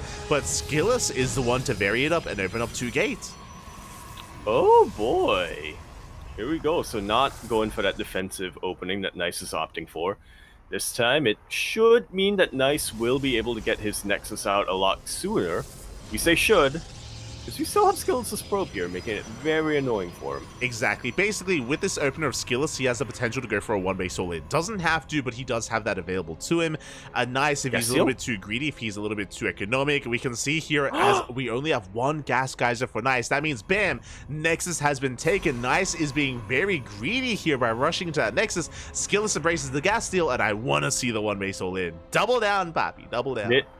This is why you're his #1 fan. Yeah. A gas steal. The gas stealer himself, keeping Nice on a 1 gas economy for the time being. And there it is. There's the proxy.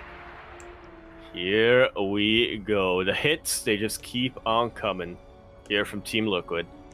Oh yeah, Skillus is going for the all-in. Nice is trying to set up here. He's forcing the gas guys on the low ground instead, bearing in mind as well that Nice has delayed tech because he only went for a single gas opener, so the Robo is going to be late. The Stargate's going to be late. Like, things are looking a little bit dire here for Nice.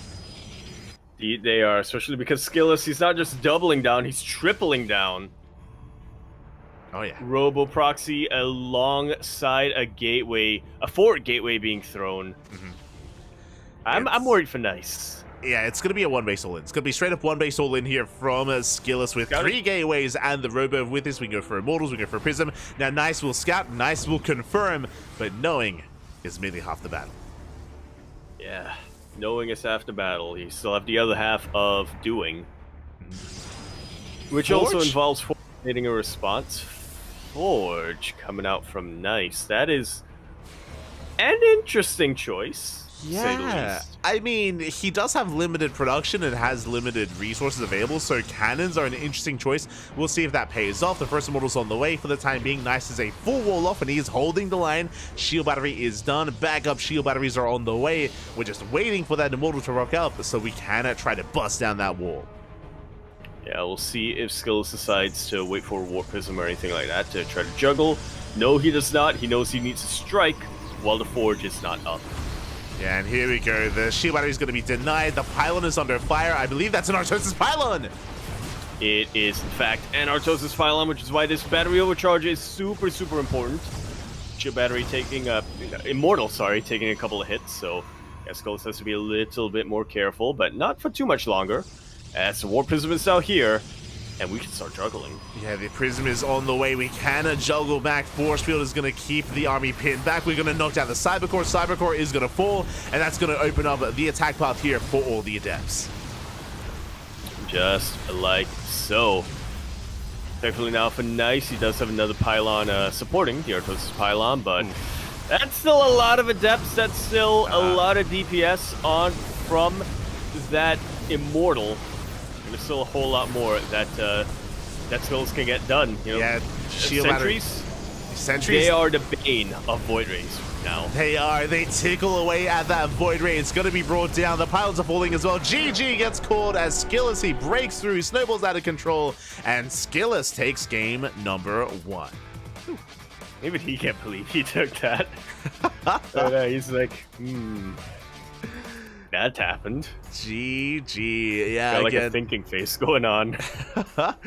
Yeah, Skillous, he was able to break through. Again, nice. Unfortunately, he was locked down. The force fields were insane. Nice. He lost, I want to say, 2 Stalkers and a Sentry because of those force fields as he was locked in place.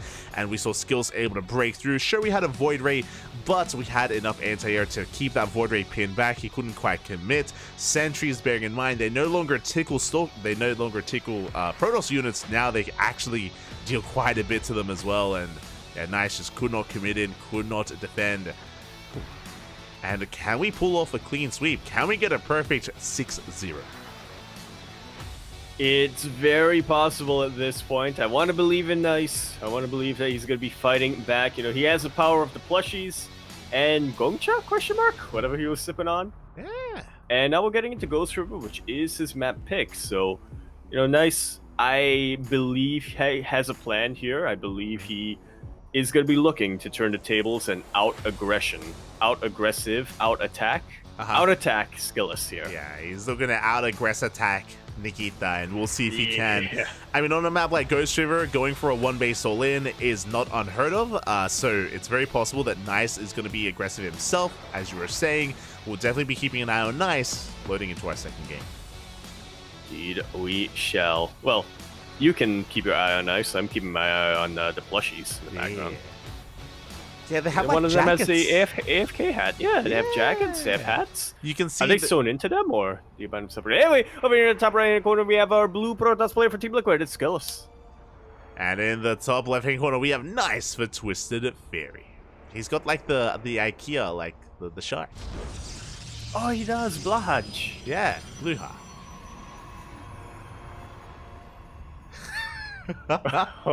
What? What's it called? Blahaj, I think. Is it called Blahaj? Blahaj, but there are like weird accents on some of the letters, so... Yeah. It's a shark. Yeah, it's a shark. Do. There's another one now from IKEA. There's a red or a pink shark, which I don't remember the name. Yeah, they've got like a... They're best friends. They've got like a apparently. series. Because the shark was so popular, they released like a bunch of the other animals as well. But none of them are anywhere near as successful as the shark. So, but they're trying. They're trying. Yeah. Well, it's like, you know, you have to have a leader of the pack, right? You have to have the, you know... It's like a boy band. You have to have that one member who just stands out and has all the fans. Yeah. And the IKEA boy band coming to you soon. Okay. Featuring Blahaj and I want to say Rohaj, Yeah, it's a red shark, but I'm not sure. You can throw in Bluha there as well. You know, the bigger. Yeah. The bigger Eventually, shark. you'll have Green Haj. Yeah. Oh yeah, that's why he's called Blue. Yeah, they all have different colors, different names. True. Yeah. They'll merge together to form Mekashaj. Mekash. Oh no. Is there like a rival like furniture store that has like a lizard, like a can we see like a Mecha Shark versus Mecha like Godzilla thing going on? Is that? Well, you specified furniture, but I always assumed that the #1 rival to IKEA was Lego. Are they? It might be. I don't know. I don't think they go for the same markets, Yaku. I don't think they sell similar things at all. Don't they know, if you think about it? True. You can make things you have out to of Lego. assemble them. Yeah, true. Yeah. True. You have to.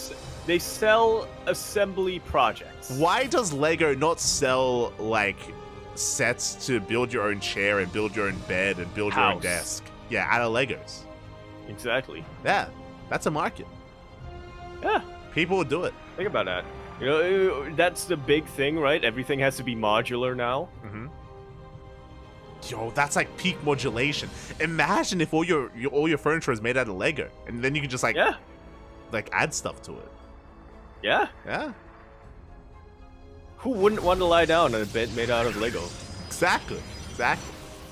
or step on a floor mat of Lego. Yeah. Step on it. As we do, as we do end up catching a Stalker. Nice bleeding out of Stalker. We do see a more economic opener at a Skillus. Nice, likewise doing the same, so we're not going for one base all-ins. It was 2 gate openers all around, and Nice just bleeding out a unit here, but we're going to be looking to settle into a bit of a longer game. Ah, I was hoping for something a little spicier coming out here, but yeah, we're seeing things very normal, a little bit more vanilla, if you will. Exactly. So after an intense game 1, we're just calming things down. We can see Nice's have the Stalker lead, but with the shield battery, Skillus can maintain himself even with a bit of a smaller army. At the same time, it looks like Nice did open up Stargate. Oracle making its way towards the main. There is no shield battery, but we do have 2 Stalkers in position. Yeah, and already they're going to be able to chase away the single Oracle. Second Oracle now in production from Nice, so he's going to try to get something done here with his opening, but yeah, already a much better start for Skillus than it is for Nice. Oh yeah, much better start here as we're able to deflect the initial aggression. I mean, at least the Oracle's still alive, so Nice can still threaten to dive into a mineral line. Oh, that's going to be a double Oracle setup here, so we can one-shot workers. There is potential for Nice, but potential is, you know, still, we have to make use of it. We still have to make it happen, get some work done. Yeah, potential is only 10%. Yeah. Of all 10% the concentrated power of will. Yeah. It's 4% pride, 4% power. The 100% reason to remember the name? Is that how it goes? I don't... 4% hungry, 4% devour. There you go. And put it all together, you know what you get? Lego. Mega Shark. Mega Shark. There we go. Good. As we are going to be moving out across the map. Again, these Oracles weren't able to get any damage done. They're going to be throwing down their stasis traps outside of the natural, outside of the third. But we are going to be working towards Blink, actually. Okay, so very different follow. We have Blink from Skillus and Charge from Nice. Yeah, not quite where I expected this to go here from Nice. Usually when we do see an Oracle opening, we do see Blink immediately as a follow-up, or, you know, Blink Immortal, or even Blink Disruptors from some players, no names. But instead it is going to be Charge. We should be seeing a bit of a quicker Temple Archive sign coming out from Nice pretty soon, but so far we are still on 2 bases, so it's going to be quite a ways off. Did that song actually add up to 100%, or did it not? Like, did they do the math? I'll take their word for it. It's more, look, all of those numbers, it's more than I have fingers, it's more than I have toes, so Okay. I'm just going to take their word for it that it adds up to 100. Okay. They know what they're doing. And even if it doesn't, right, like, you know, just have 200% or something. Just do it. Exactly. You know, when you think about it, winning is just 100% confidence at the end of the day. So if it doesn't if all the rest of it doesn't add up, yeah, just cut it with some confidence, you know. Yeah, just cut it in. Yeah. Just cut it. Just you know, add some filler in there. Yeah. Just increase the volume and increase the weight so you can sell it for more. Exactly. Without them realizing that there's something else than confidence in it. They will be able to tell the difference. Yeah, they don't know. That's what happens when you have confidence. Yeah. What? What are you talking about? Pride, power, will. Okay. The Rock. Yeah, just cut it with The Rock. Just add some Dwayne. Yeah. Yeah. Gateway explosion coming out here from Nice, but a little bit of an inopportune time as Skillus is looking to push out and looking to not quite end this, but looking to get some damage. Yeah, he's looking to just poke in here. I mean, with our heavy tech army, with Immortals, with Archons are going to be able to hold on. At the same time, Oracles is going to get some damage done here at the natural base. 4 probes go down. Not a bad start here for Nice, considering that we weren't able to get too much damage done earlier, so not a bad follow-up, I should even say. Yeah. And we're actually getting into it. We're getting a macro PvP on Ghost River, which I'm not sure how to respond to that, Light. It's not something that we see every day. It feels unnatural. It's very illegal. Yes, it is. it's I don't think there's precedent for it. Yeah, but it's something that it should be not, illegal. Yeah, it shouldn't be here, but we're embracing it. As Nice is actually going to be committing across the map. Nice just expanded, just took a third base, but alas, despite that, he's going to be committing quite hard here, warping in a massive wave of Zealots, and we'll see if he can break this location. Shield batteries are still on the way. Not ready yet, though. Oh, no, they're ready. You know what is ready? These sentries. Sentries are ready. Force fields, yeah. And Roxter being knocked down, we zone away the army. That's going to be 3 shield batteries here, soon to be 4 at the third base. That's quite a lot of shield batteries and a lot of energy as well. Sentries do throw down their force fields, and that will zone out a little bit of the army here of Skillus. Nice now hammering down the door. He's got Archons, he's got Immortals, doesn't quite have his Warp Prism in position to juggle all of these, so these Archons, yeah, very vulnerable. Will get taken down. The reinforcements of Skillus going to be enough to clean this up. Yeah, you can see Nice shake his head on cams there as he was very committed. He was basically all in. The third base was a fake out, but alas, he was unable to break through, unable to break the wall of shield batteries. 4 shield batteries were ready there for that push, and Skillus, he defends, he survives, and he takes the tour. GG. Skillus coming in here, securing the clean sweep for Team Liquid. I believe the second time they've actually gotten the clean sweep. Oh yeah, very impressive stuff here. GG, well played. Skillus does clean it up here for his team, and a very dominant performance out of Team Liquid. My condolences to Twisted Fairy, as you mentioned. I believe Team Liquid, they are secure in their standings in the playoffs, and best of luck to Twisted Fairy, as I believe they won't quite be able to make it through. We'll have to try to catch up with the math and figure out where they do fall, but for now we're going to be going on a short break. When we return, Basilisk versus Platinum R8. Here we go. Whew. Stay tuned for that. See you soon.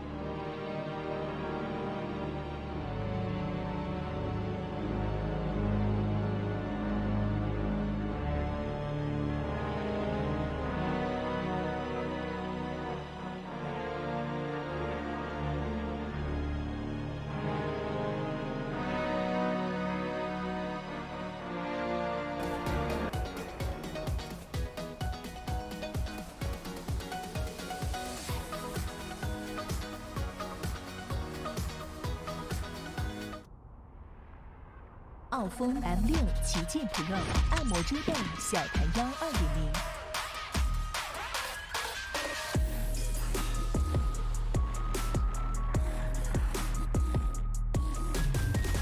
3D 云朵枕，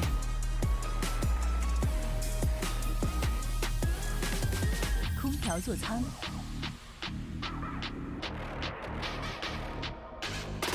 硬地机械地。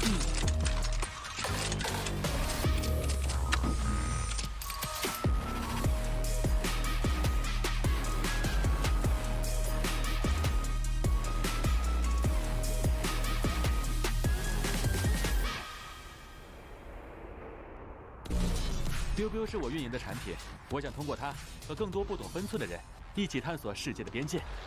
正是这些不懂分寸的人，也许他们不被理解，任性、固执，甚至疯狂。就是我。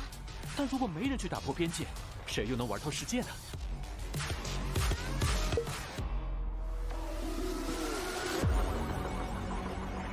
开微信搜索公众号“星际老男孩 SC Boy”， 这里有每日的直播预告、重要的赛事报道、精彩的视频剪辑、有趣的主播八卦、定期的抽奖福利以及爆笑的节奏和评论。关注 SC Boy 官方公众号，365天每天更新，让你与20万猛男一起更便捷的享受我和黄哥给大家带来的快乐。不要告诉别人哟。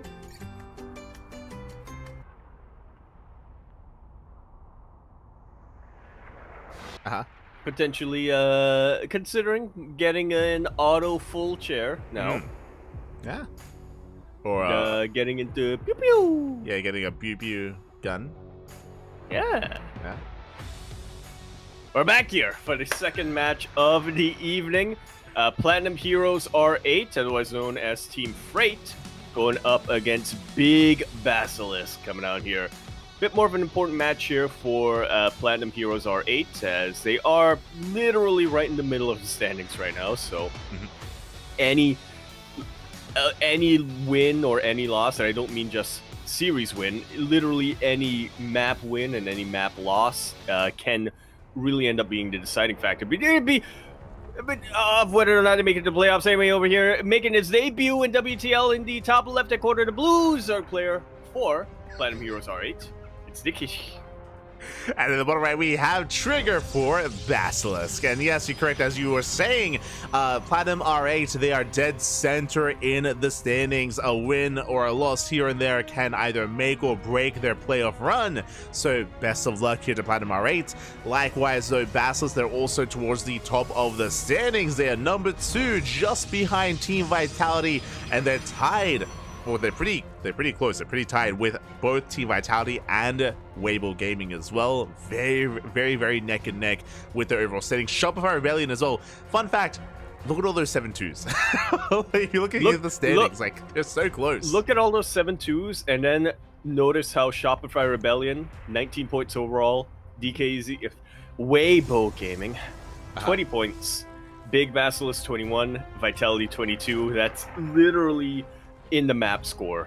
Oh yeah, exactly. That's why map score does matter here, and that is that much more crucial, not just for Platinum Heroes and R8 Esports, but for Basilisk as well, if they want to distinguish themselves and move up in the rankings. Again, the rankings and the standings are so important for the playoffs. For those who don't know, if you finish number 1 in the round robin group stage, then you are the number 1 seed, and you get a seed right into the finals. Like, you skip like every other round, every other match in the playoffs. It's crazy how much of an advantage you have. Without a doubt, and it's a long day in the playoffs as well. Getting that little bit of extra advantage gives you more time to rest, more time to recuperate, potentially gives you some insights into how your opponents are, what your opponents are planning for on the day itself as well, especially if you happen to be lucky enough to be the number 1 seed playing against a team that fought their way into the finals from the very beginning of the group stage. We've actually seen that a couple of times. Yeah. Kaizi Gaming versus Dragon Phoenix Gaming, one of those seasons. Team Liquid versus Team Vitality last year, if I remember correctly. Oh yeah. Kaizi Gaming had a crazy run with Oliveira carrying. That was right after Katowice. We had Team Liquid having a crazy run. We had Club NV. They had a wild run as well from the beginning all the way, racing their way up towards the, I think they made it to the quarterfinals just before the semis. But yeah, some amazing runs have occurred in the past, but it's not easy. Not easy to go for that. Some amazing runs have occurred in the past, only to be shut down by the number 1 or the number 2 seed. Yeah, exactly. Because by the time those teams make it to day 2 or day 3, like they're worn out, right? Like it's a pretty intense weekend of StarCraft. But for now, we're settling into game number 1. And interesting, Trigger opens up Double Adept, but he follows it up not with an Oracle. He's going Void Ray first. Oh, what are you hiding, Trigger? Aside from... That's a very bright background that he's got there. I cannot believe... I'm having a hard time believing that's Korea. Yeah, I mean, shout out to Trigger, by the way. I think that's just the other room. I think that's a room divider. I think there's like... that's not outside. That's not the sun? Yeah. Don't be fooled. That is not sunlight. Do I just know what the sun looks like? Yes. But fun fact, that is the Airbnb that Trigger, Estrella, Future, and Clem are all staying at. And it looks like Trigger, he got a cam. Trigger has the webcam. Clem didn't. Funada Clem. They should be passing it around. Exactly. They have one webcam. They have to ration it. Is how I imagine. Exactly. Trigger has dibs. He has dibs on the cam. Let's go. It's his turn today. As we are going to be settling in, we do have the Oracle moving out across the map, so there's going to be Void Ray into Oracle, going to be keeping tabs here on Nikic, and meanwhile, that is a very fast Twilight Council. There is no Forge. This looks like Glaive Adepts. Here we go. Build that has... I was going to say a build that has been resurging when it comes to popularity. I'm not sure what the line really is between a build resurging in popularity and a build just being meta. Yeah, because part of the meta. Yeah, because this build has been around all year and even end of last year as well, but this has been really trendy and really popular over the past like 3 months, like post DreamHack Dallas. Like I don't know what happened after DreamHack Dallas, but basically after that event had ended, like Soros players have been they've been embracing the Adepts quite heavily here in this matchup, and yeah, Trigger gonna be embracing them as well. Just like so, we are seeing a Robo follow-up from this, so it doesn't have to be a Warp Prism, but that is an option available for him. Yeah, as the Oracle takes a lot of hits, is going to back off, but here comes the Wall of Red. You can see on the mini-map there, a massive amount of Adepts moving out across the map. Now, Nikic skipped the Roach Warren. He's going Banelings. Very bold move here. We have 9 Banelings on the way. If we can collapse on this army, then Nikic will completely shut this down. Up! Like so-ish? Yeah, okay, there we go. Yeah. That was some pretty good target firing from Trigger, but unfortunately his Adepts were literally right in front of these Banelings, and so they took damage anyway. That was the ideal. It was perfect there for Nikic. The Banelings, they finished up just in time, and they morphed in the face of those Adepts, and just like that, Trigger is in a bit of trouble. The opener has fallen on his face. He gets 0 economic damage done. The Oracle tries to go in. The Oracle is denied, and Nikic from here, he has a worker lead. He has a base on the way. He's looking solid.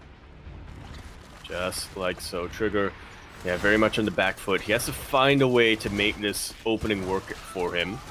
Because not only is it going to be waste of money at that point, it's also surrendering the map control, essentially, to Nikic. We can already see him. His lair finished up a while ago. He's getting his Hydra Den, or he just got his Hydra Den. He's getting Hydra upgrades, and he's really speeding towards that mid-game as Trigger's still struggling to saturate his third. Exactly. Trigger, he's stuck at home. He's just stuck. He's pinned at this third base.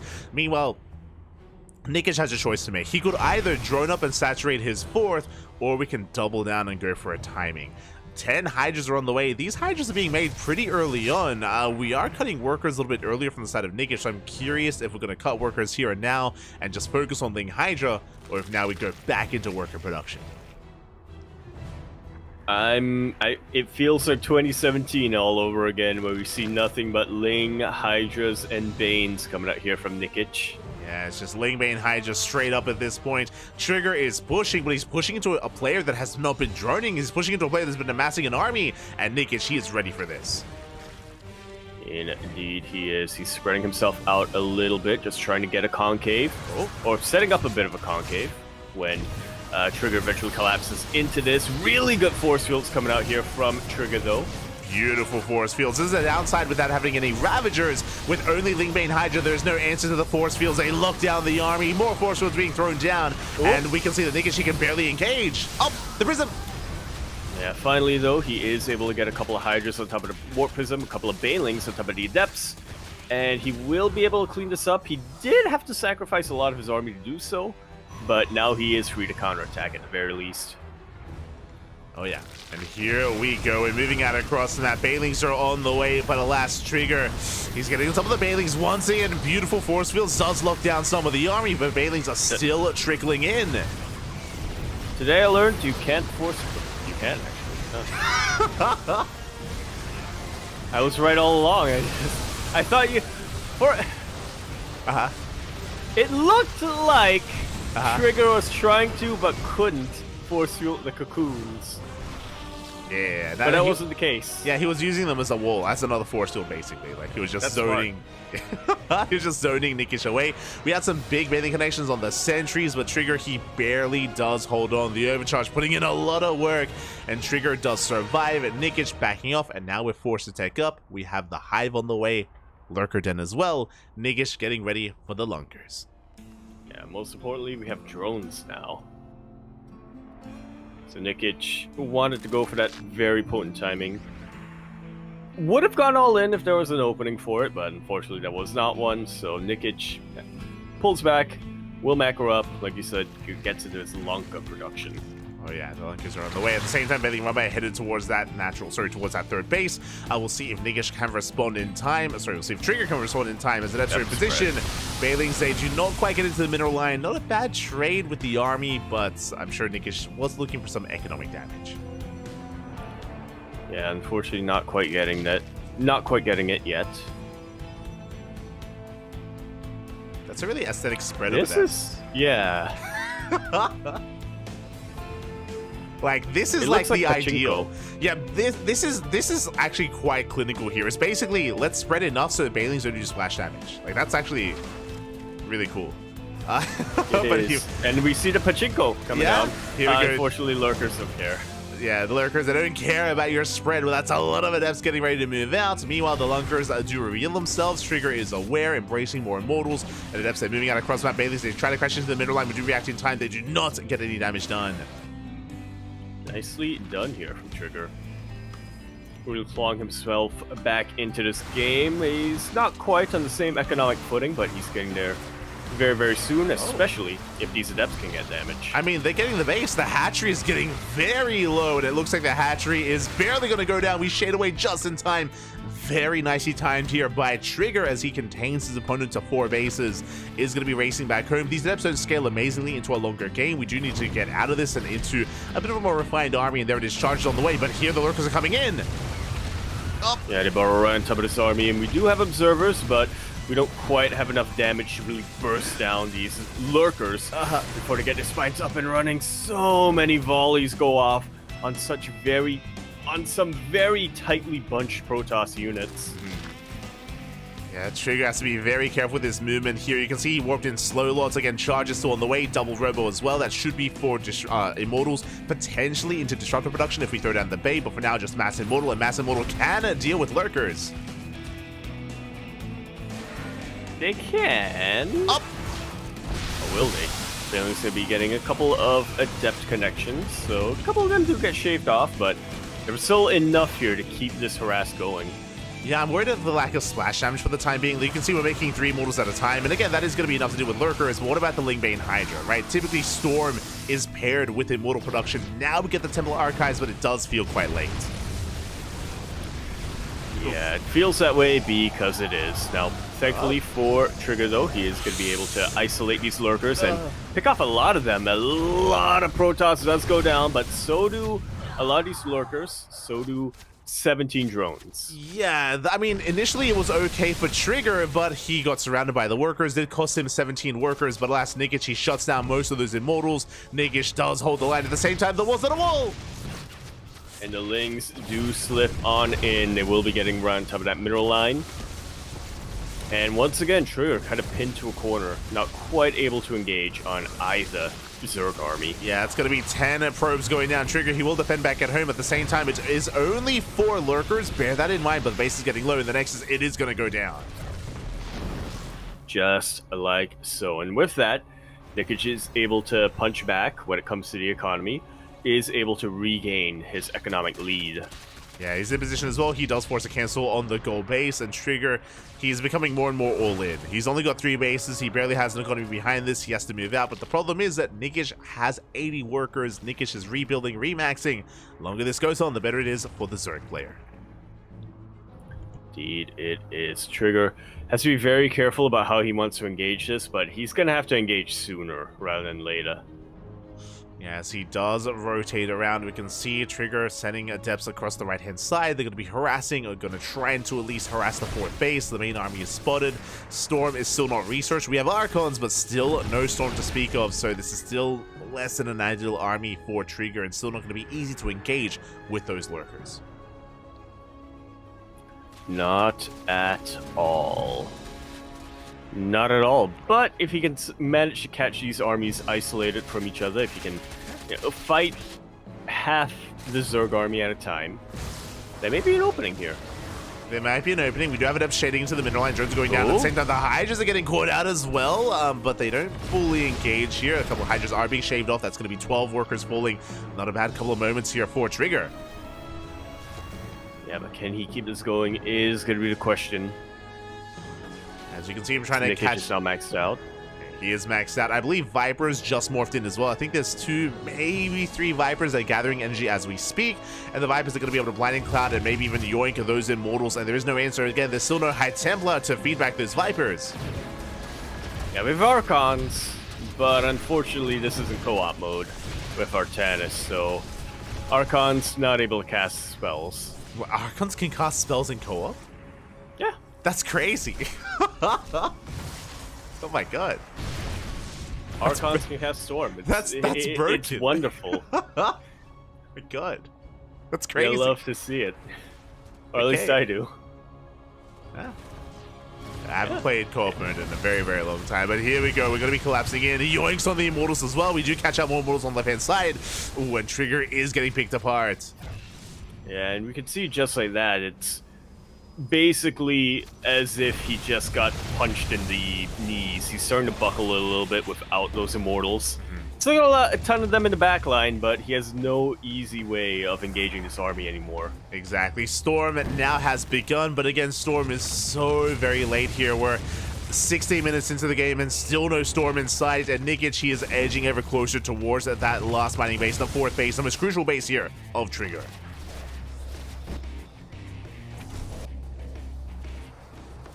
Yeah, and just like that, Trigger, he has a decision to make, and he makes that decision. He's going to go all in. Can he catch these lurkers? Not quite, unfortunately. Oh, God, a lot of volleys go off. High Templar somehow survive, but the same cannot be said for most of these Immortals and Archons. Yeah, that was some brutal volleys on the main army of Trigger as the detection was not there in time. And meanwhile, we do get 18, 19 drones across. Oh my, these Celis are putting in a lot of work. They do cripple the economy here. Nikic falling down to 52 drones. So very nice Delarambai that is keeping Trigger in the game. And you know what? It's been a while. We're almost 17 minutes into the game. Storm is finally done. Here we go. And we have High Templar. Yeah. That's 3 storms. And Archons. That's at least 3 storms, yeah. Okay, here we go. We have to make them count here. We cannot waste these storms as we only have the 3 of them. Likewise, first storm is going to be thrown down. We feed back the Vipers. Not too bad, but 1 Viper is missed. 1 Viper is still full of energy. Yeah, and those blinding clouds and yoinks going to be more than enough to keep this Protoss army back. Another yoink takes out another Immortal. Another Immortal goes down at the same time, but FSA Shade into the 4th and into the 3rd base as well. 13 more workers going down. Once again, we keep the economy in check. Trigger, he's really dragging Nikic into the dirt with him right now. Like, Nikic, he was looking so solid earlier. He was looking in control. Now less so. The army is maxed out, but Nikic does not have the best economy behind this. So we'll see how this works out here. We'll see if he can keep up with a Trigger. Oh. Indeed, we shall, as Nikic's main army is still looking absolutely terrifying right now. That's a lot of lurkers. That is a lot of lurkers. Likewise, a good storm once again here from Trigger. I think he has 1 storm remaining. We do need more High Templar, desperately so, as Trigger still trying to maintain himself, still has the high ground. There's a lot of lurkers pushing on forward here. Nikic is super maxed with a massive army. Yeah, almost a double-edged sword here, or a little bit of an inadvertent consequence here from Trigger taking out so many workers earlier on. Yeah. Yes, he's kind of forcing it all in from Nikic, but he's also inadvertently strengthening Nikic's main army. Yeah, like Nikic, he has a bank. That's the problem here, is that even if Nikic loses a fight, he can rebuild, he can remax quite easily. Meanwhile, the Immortals taking a lot of damage as well. They cannot break through. That's going to be an extra 2 Immortals going down. Every unit is precious for Trigger. More drones are going to be falling though, but really, as you said, that just means that it's going to be an even larger army. Yeah, look at that bank. We don't need workers where we're going. I also pulled the boys. Anyway. Probes starting to fall as well. Nikic pushing across the map, and Trigger, this is final hurrah. Storms are starting to land. A lot of Hydras go down. But like we said, Nikic has a bank. Trigger does not. Exactly, and now you can see Nikic, he's getting on top of these Immortals. Even though the concave is solid, we break down almost every single Immortal. Oh, massive loss there for Trigger. He was caught out of position, he was caught out on the map, and that was like, what, 5-6 Immortals going down? 5-6 Immortals going down. That will not be remade for the remainder of this game. We see Nikic now spending his bank, completely eclipsing Trigger in army supply. Yeah, Nikic is down to 35 workers. Bear that in mind. If Trigger can somehow take a fight, if he can somehow survive this push, then Trigger might be able to outscale Nikic, but we can see Nikic just working his way forward towards the 3rd base, pushing his way up the ramp as well, and Trigger just cannot stop this.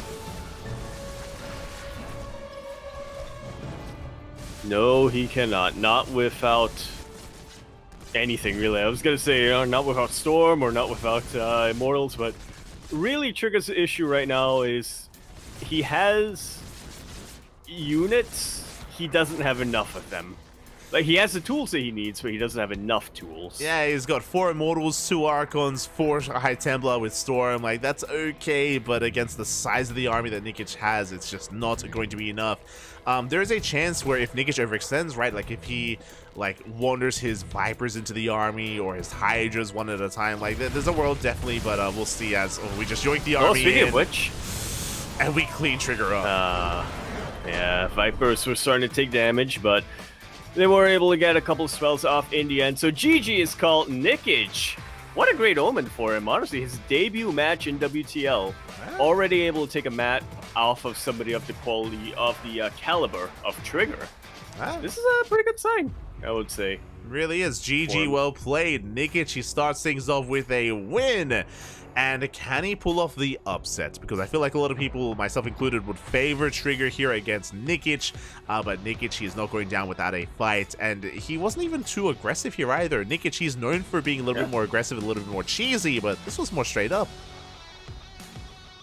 Yeah, very much so. I mean, it came back right to the beginning, right? As Nikic had a little bit of a risky response to the Adepts coming his way, although I'm not entirely sure if he was able to scout or what was coming his way, but yeah, he definitely was able to defend against Trigger's Glaive Adepts perfectly. Was ahead for pretty much the rest of the game entirely from that point on. Oh yeah. So he didn't need to be hyper aggressive, or he didn't need to be overly cheesy, is what I'm trying to get at, because from the very beginning he was already ahead. Yeah, and we'll see if he's going to be able to replicate that. Yeah, as Trigger was the aggressor initially, but here we go in the bottom left-hand corner. We have Nikic for Platinum R8. Oh, got that pillar over here in the top right-hand corner. We have a red Protoss player for Science Victory. He is Trigger. for Basilisk Gaming. I saw the word Science Victory on Trigger's jersey, and it overrode. And it overrode in my brain wherever the words stored. Yep. The words big basilisk. Saw Science Victory. I was like, huh? Oh, that's a team name, Science Victory. I was like, no, it's not. Although there should be a team called Team Science Victory. Should Why there? isn't there one? Well, apparently that's Basilisk's motto. Yeah, so. yeah. It's their motto. It's their motto. Yeah. Well, is it Science Victory or is it Science and then separately Victory?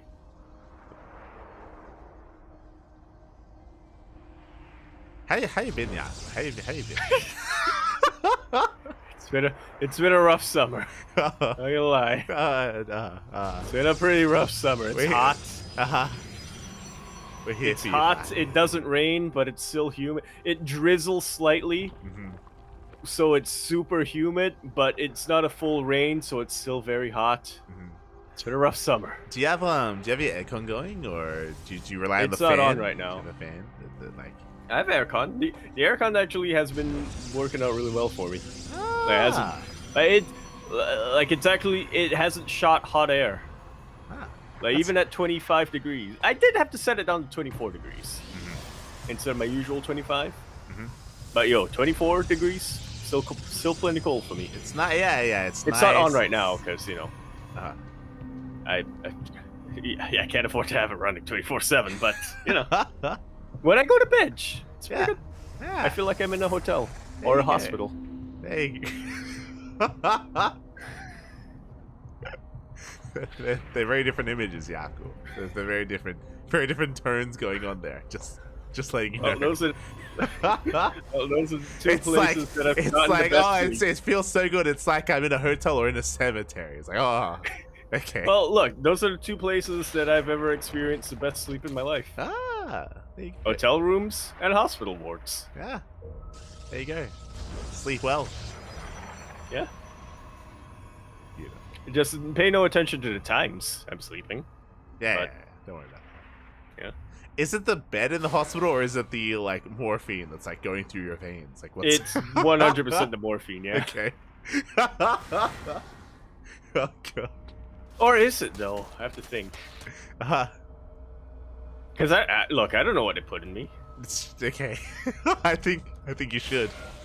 As we're going to be settling into game number 2, going to be leading into Dynasty of all maps. Does make sense here for Trigger as a map choice, just because Trigger can rush into the gold, and we see that Nikic has to forego the gold base, going for his regular 3-way setup here, taking the triangular third. Meanwhile, Trigger opening up Twilight Council. Last game, it was a Stargate into Twilight Council with the Glaive Adepts. This time, Twilight Council first. Trigger is going to be far more aggressive this time. Yeah, I'm honestly very surprised here. Like, after game number 1, when the Glaive Depths didn't quite work out for him, I 100% was expecting Trigger to hang back a little bit and opt for more of a macro game, especially on Dynasty, where he can make use of that gold, and where he is a lot safer, right, compared to Golden Aura. But no, he's just gonna be doubling down, tripling down, quintupling down. Yeah. With 5 gates. Wait, what's 7? Sextuple and then No. He's going 7 gate, Blink. Yeah. It's Yeah. the thing. As you're saying, octuple. Yaku, it's a 2-base all-in. We're doubling down. Is a straight up 2-base all-in out of Trigger with Blink, not with Glaives, not with Charge, with Blink of all things. And I believe he's going to have 7 or 8 gate. Sorry, he's going to have 6 or 7 gateways up and running behind this. So a massive amount of supply here to work with. And yeah, we can just be sending it across the map. 7 gates. Septupling down. There we go. Yeah, septuple. Septuple. That's math. That's 7. That's math. What's 9? None. None tuppling. Yeah.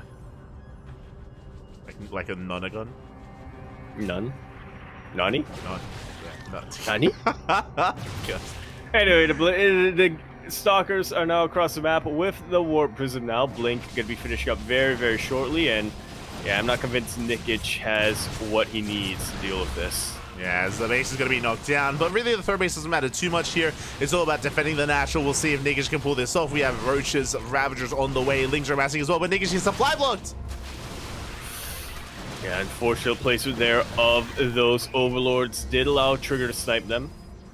And the supply block is killing him. I mean, it's not the only thing that's killing Nikish right now. That would mostly be all of these Stalkers, but being supply block definitely doesn't help. It does not help here as we're breaking on through. We have 8 Roaches on the way. Roaches going to be counter-tracking across the map. Going to be denying mining here at the gold, but it does not matter as Trigger. He's going to knock down that front door. We have 10 Roaches in production. They are on the way, but the Prism stands strong. We're warping across the map, and a Trigger, he is breaking this natural.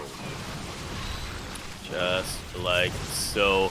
Not a lot of anti-air here. Only these 3 Queens and Run Ravager, and yeah, the Warp Prism just going to be hanging back or moving back to a much safer location. We even see some juggling here while Blink is off cooldown. Yeah, the double blinks. We have Blink and we have the juggling as well. We break down every single Roach. GG gets called, and Trigger, he does fight back. He bounces back, tying things up 1-1. GG. Nicely done here from Trigger. You could tell he was angry after game 1. He had enough of this PvZ shenanigans here. Just double down with the 2 base all in. Unfortunately, Nikish was caught off guard. Unfortunately, he was caught supply block. That was a massive moment there as well, as Nikish could not make a single unit in the middle of that all in. And with that, Trigger snowballed out of control.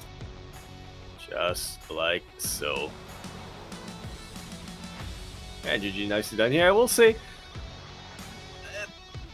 no, that's not true at all. I was going to say this was probably the expected result, but I don't think so. I'm pretty sure most, if not everyone, predicted a 2-0 victory for Trigger. I'm pretty sure I predicted a 2-0 victory for Trigger. At least for Twitch chat, 90% went 2-0 for Trigger, which is, I mean, again, makes sense. I'm pretty sure I went for the 2-0 as well when it came to the Discord predictions, and alas, in the end, we had a 1-1. Very impressive score there. Very impressive result from Nikish. Impressive. Yeah, in his debut match. Yeah. I just want to reiterate that. Yeah, where was he all season? Yeah, shaking my head. Papa Panda. Hmm? Hmm? Hmm? Hmm? Hmm? Listen, no, Papa Panda. I think he's one of the officers of Platinum Heroes. Platinum Heroes, yeah. But with that, GG, well played. We have a tied up 1-1 score. And from here, we're going to be entering our next best of 2. It's going to be a best of 2 between Goblin and Raynor.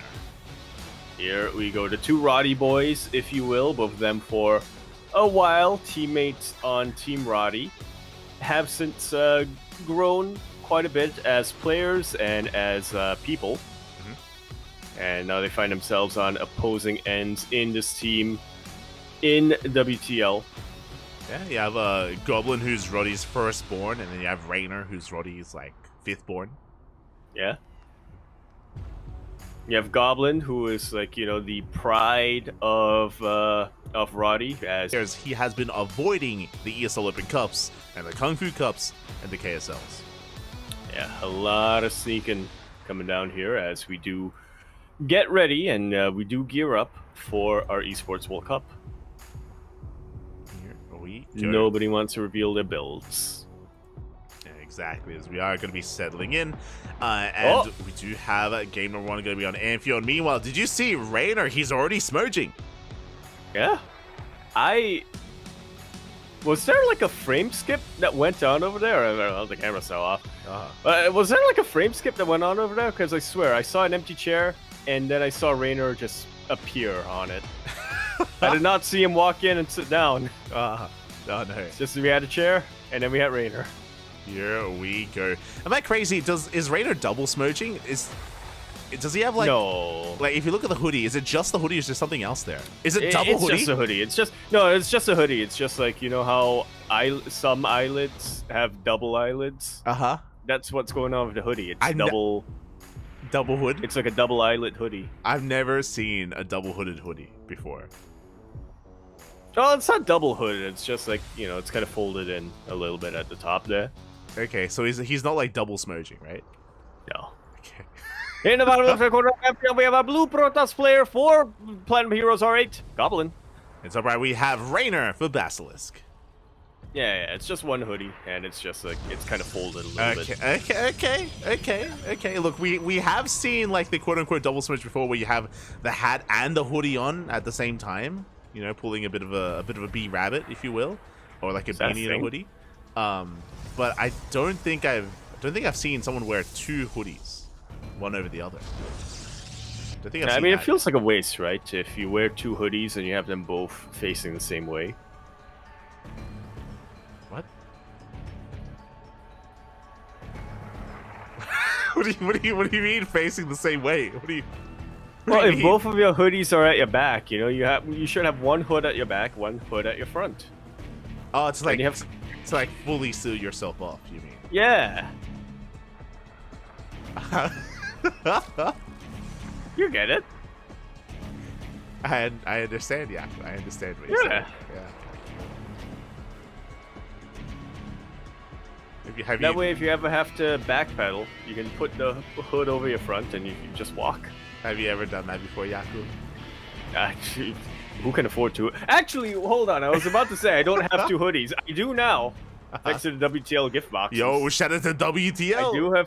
I do have two hoodies now. Yeah, two hoodies. Are they both WTL hoodies? They are. Yeah. There you go. Yeah, there we go. One of them is a pull-on and one of them is a zip. True. I appreciate the zip. Yeah. It's very versatile. Settling it. So now it's going to be a Hatchcast pool standard opener out of Rainer. Meanwhile, Goblin going for a gate expanders. Also, nothing too crazy, nothing too out of the norm yet. Even though we did just see Trigger go for a big 2-base all-in, I don't really expect that out of Goblin anytime soon, especially with this kind of setup. Looking like a Stargate opener, and we'll see if Goblin does embrace his namesake, and we'll see if he does dabble in the Phoenixes at any point in the series. Yeah, it's what we're all waiting for, really. We have seen him dabble a little bit in Phoenix play in these past couple of weeks in WTL, but crucial to note, those were all in PvTs, where it is a bit more common to see Phoenix play. There you go.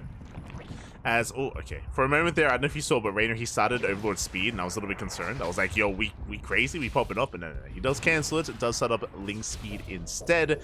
Meanwhile, yes, I do now remember, we weren't casting ESL Europe, but Rainer did play in ESL Europe this week, and he did defeat Max Pax in the finals in that best of 5. So Rainer has made his reappearance after some time. So, yeah, exciting to see Rainer. He's back into the swing of things. I like to imagine he went to one of those ancient monasteries in Malta. Yeah.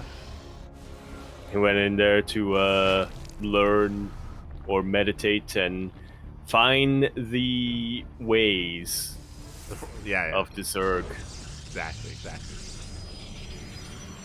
Oh, as it looks like. Yeah, it looks like they did not. Oh, host the map. Yeah, this is ladder edition. Yeah. They didn't host the ESL map.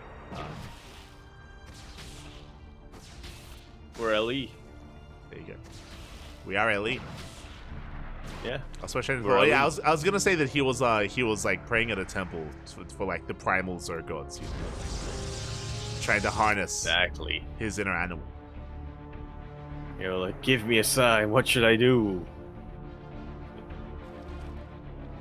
Thinking of a sign, like stop rapping. And he'll like stop rapping at the start of every game. No, that's where his power comes from. Well, that's probably a bad thing then, because I didn't notice any lip movement at the start of this game. True. Need to get them Italian beats going. Yeah. Pasta fazool. As the initial oracles are moving out. That's the only line I know. Line of what? What line? The only rhyming Italian rhyme. Okay. Or rhyming Italian line. Okay. The gabagool. The gabagool. Let's go. As we are going to be following this up, it is going to be Twilight Council 4, so a standard setup here at a Goblin. Just triple Oracle into Blink into a third base. Nothing too crazy, nothing aggressive. We're moving out with some units here and there, but we're setting up for a longer game. We are. I'm kind of surprised at how conservative Goblin has been with his Oracles so far. He's gotten 3 of them, but I don't believe he's really made any big dives into the mineral lines of Raynor. Yeah, he hasn't really committed yet. We are going to be threatening with the Oracle Adept, but as you mentioned, we haven't really gotten many worker kills. Quick Spore out of Raynor does keep that drone alive. You can see him taking his gases, throwing down his safety Roach Horn as well. I'm curious to see if Raynor does invest into Roach play, or if it's just for safety, and if instead he goes for a Hydroden and his drones up and gets ready for Lurker Tech. Yeah. The question is +1 melee is coming up from Raynor, so yeah, probably not going to be too dedicated to Roach play like we've seen from a lot of other Zerg players in the past couple of weeks. That is a Spire being thrown down, and that's a fleet beacon? Okay. Air v air? Okay, we're popping off. So we throw down a Wild Spire. I thought it was going to be linked into Hydra, but the Spire is a little bit out of left field. Meanwhile, with this fast Fleet Beacon and Stargate, we have the potential to embrace a fast Skytoss rush, or we could even try and embrace those Phoenixes that we spoke about earlier. I mean, again, the problem here is that if Raynor is going Muta, then we already have the production that we need to get into Phoenixes. Yeah, the Phoenixes will make sure, I don't want to say will make short work of the Mutalisk, as you know, Mutas, they are very maneuverable. If Raynor is agile enough with them, if he is able to maneuver them around and sneak them into Mineral Line, now you'll think Goblin will, it can absolutely blindside Goblins, what I'm trying to get at, but yeah, in a sustained fight, Goblin should always be able to win against Mutalisk, but those are carriers coming out here from Goblin. Okay, so we're rushing into the Golden Armada right off the bat. Ooh, we're rushing into carrier production, and we find the Overseer. Overseer gets shut down, which means no scout into the main base. Raynor has no idea what's going on. Mutas are on the way, but again, as we mentioned, once the Mutas are revealed, we do have the production just rush into those Phoenixes. So these Mutas are going to be on a bit of a timer, and there's a lot that they need to get done. Now, thankfully for Raynor, Goblin is keeping all 3 of his Oracles back at home, which means he is not scouted. That he is not, so yeah, not going to be switching to Phoenix production just yet. Not going to be getting Aeon Pulse, I believe is the name of Phoenix range upgrade. And Aeon Pulse crystals. Yeah. There we go. Oh, it has 3 words in it. It's crazy. Fancy. As Raynor's going to be rotating over towards the bottom right-hand corner of the map, has not invested too heavily into these Mutas yet. I believe it's only 6 or so Mutas, which is going to be enough to one-shot probes. Meanwhile, we get eyes on the Roaches, and a Goblin has to respond, and Goblin is about to show his hand. Like so. Carriers have been revealed as well. Yeah, the carriers are... are... We're not going to be switching immediately yet into Phoenix production, but and we're getting there. They dive into the main. Meanwhile, ooh, a rough move command out of Raynor. The Roaches, they get caught out, trying to rotate in between the bases here. So really rough movements from the Zerg player. Meanwhile, we have the Spire, so we can invest into Corruptors. So we do at least have that available to us. We're going up against the Skytoss, but the Mutas have not done too much. Yeah, I mean, they get 8 probes, which is not bad, but you can definitely tell that Raynor was hoping to get a lot more with this investment. Yeah, as the Corruptors are now on the way, carriers are still amassing. We do not skip a beat, as in we do not try to head into Phoenixes. Looks like Goblin, he's just waiting for a sign to see if we are actually continuing Muta production. If so, then we can respect it. But right now, we can see that no more Mutas are on the way. No, they're not. So we see, I think that was 14 Corruptors now about to be on the map. Carrier production going to be continuing here from Goblin, which can be a little bit worrisome. I mean, if he continues to produce them, and if Raynor is able to really amass these Corruptors, then it should favor the Zerg, right?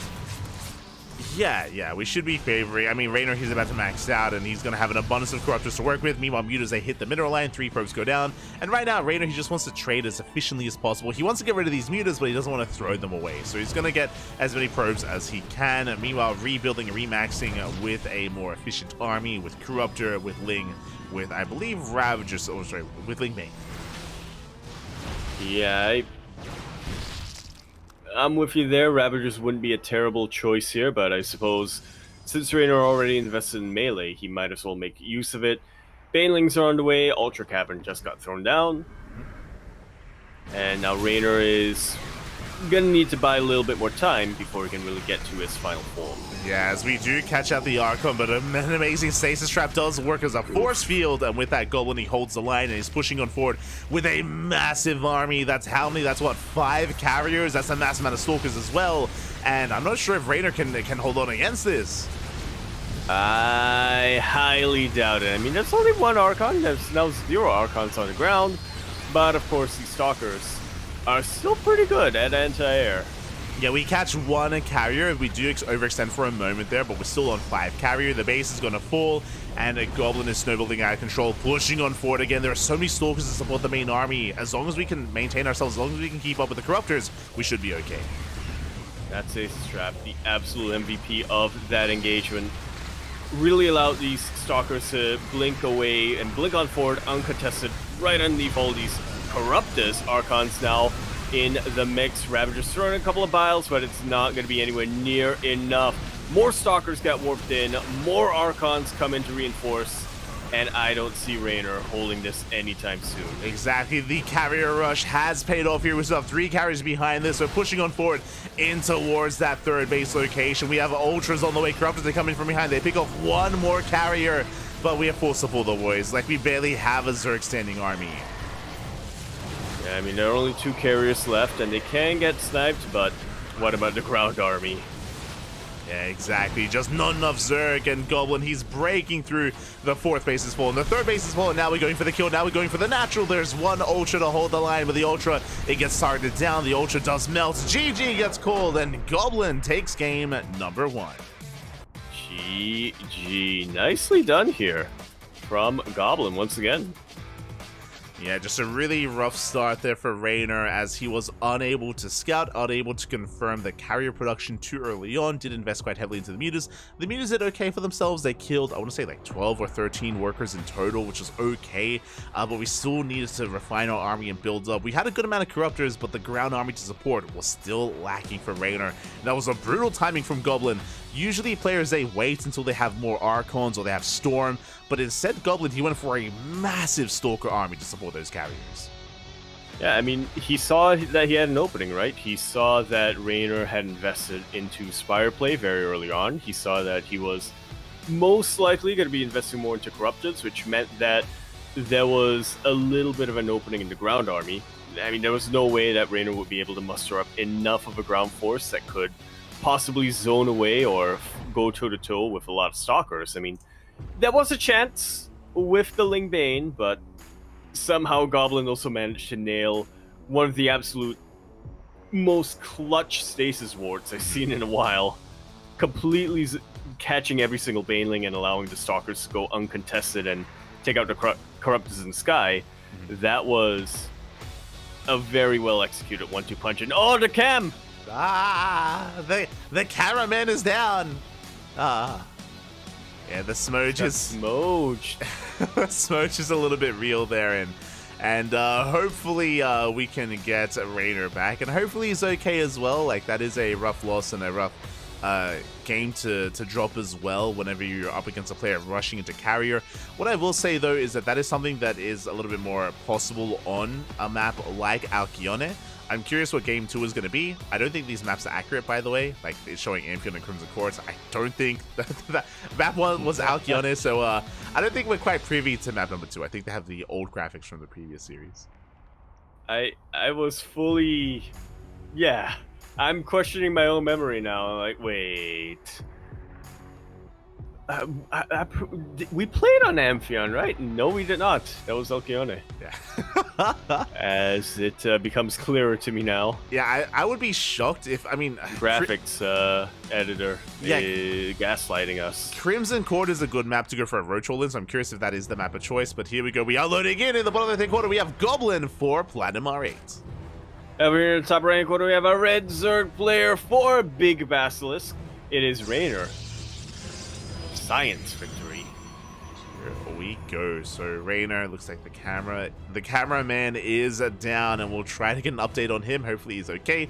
For now, we're going to be embracing Crimson Court. Now, this is a little bit surprising to me. I've seen very often in ZVPs, I've seen Crimson Court vetoed more often than not.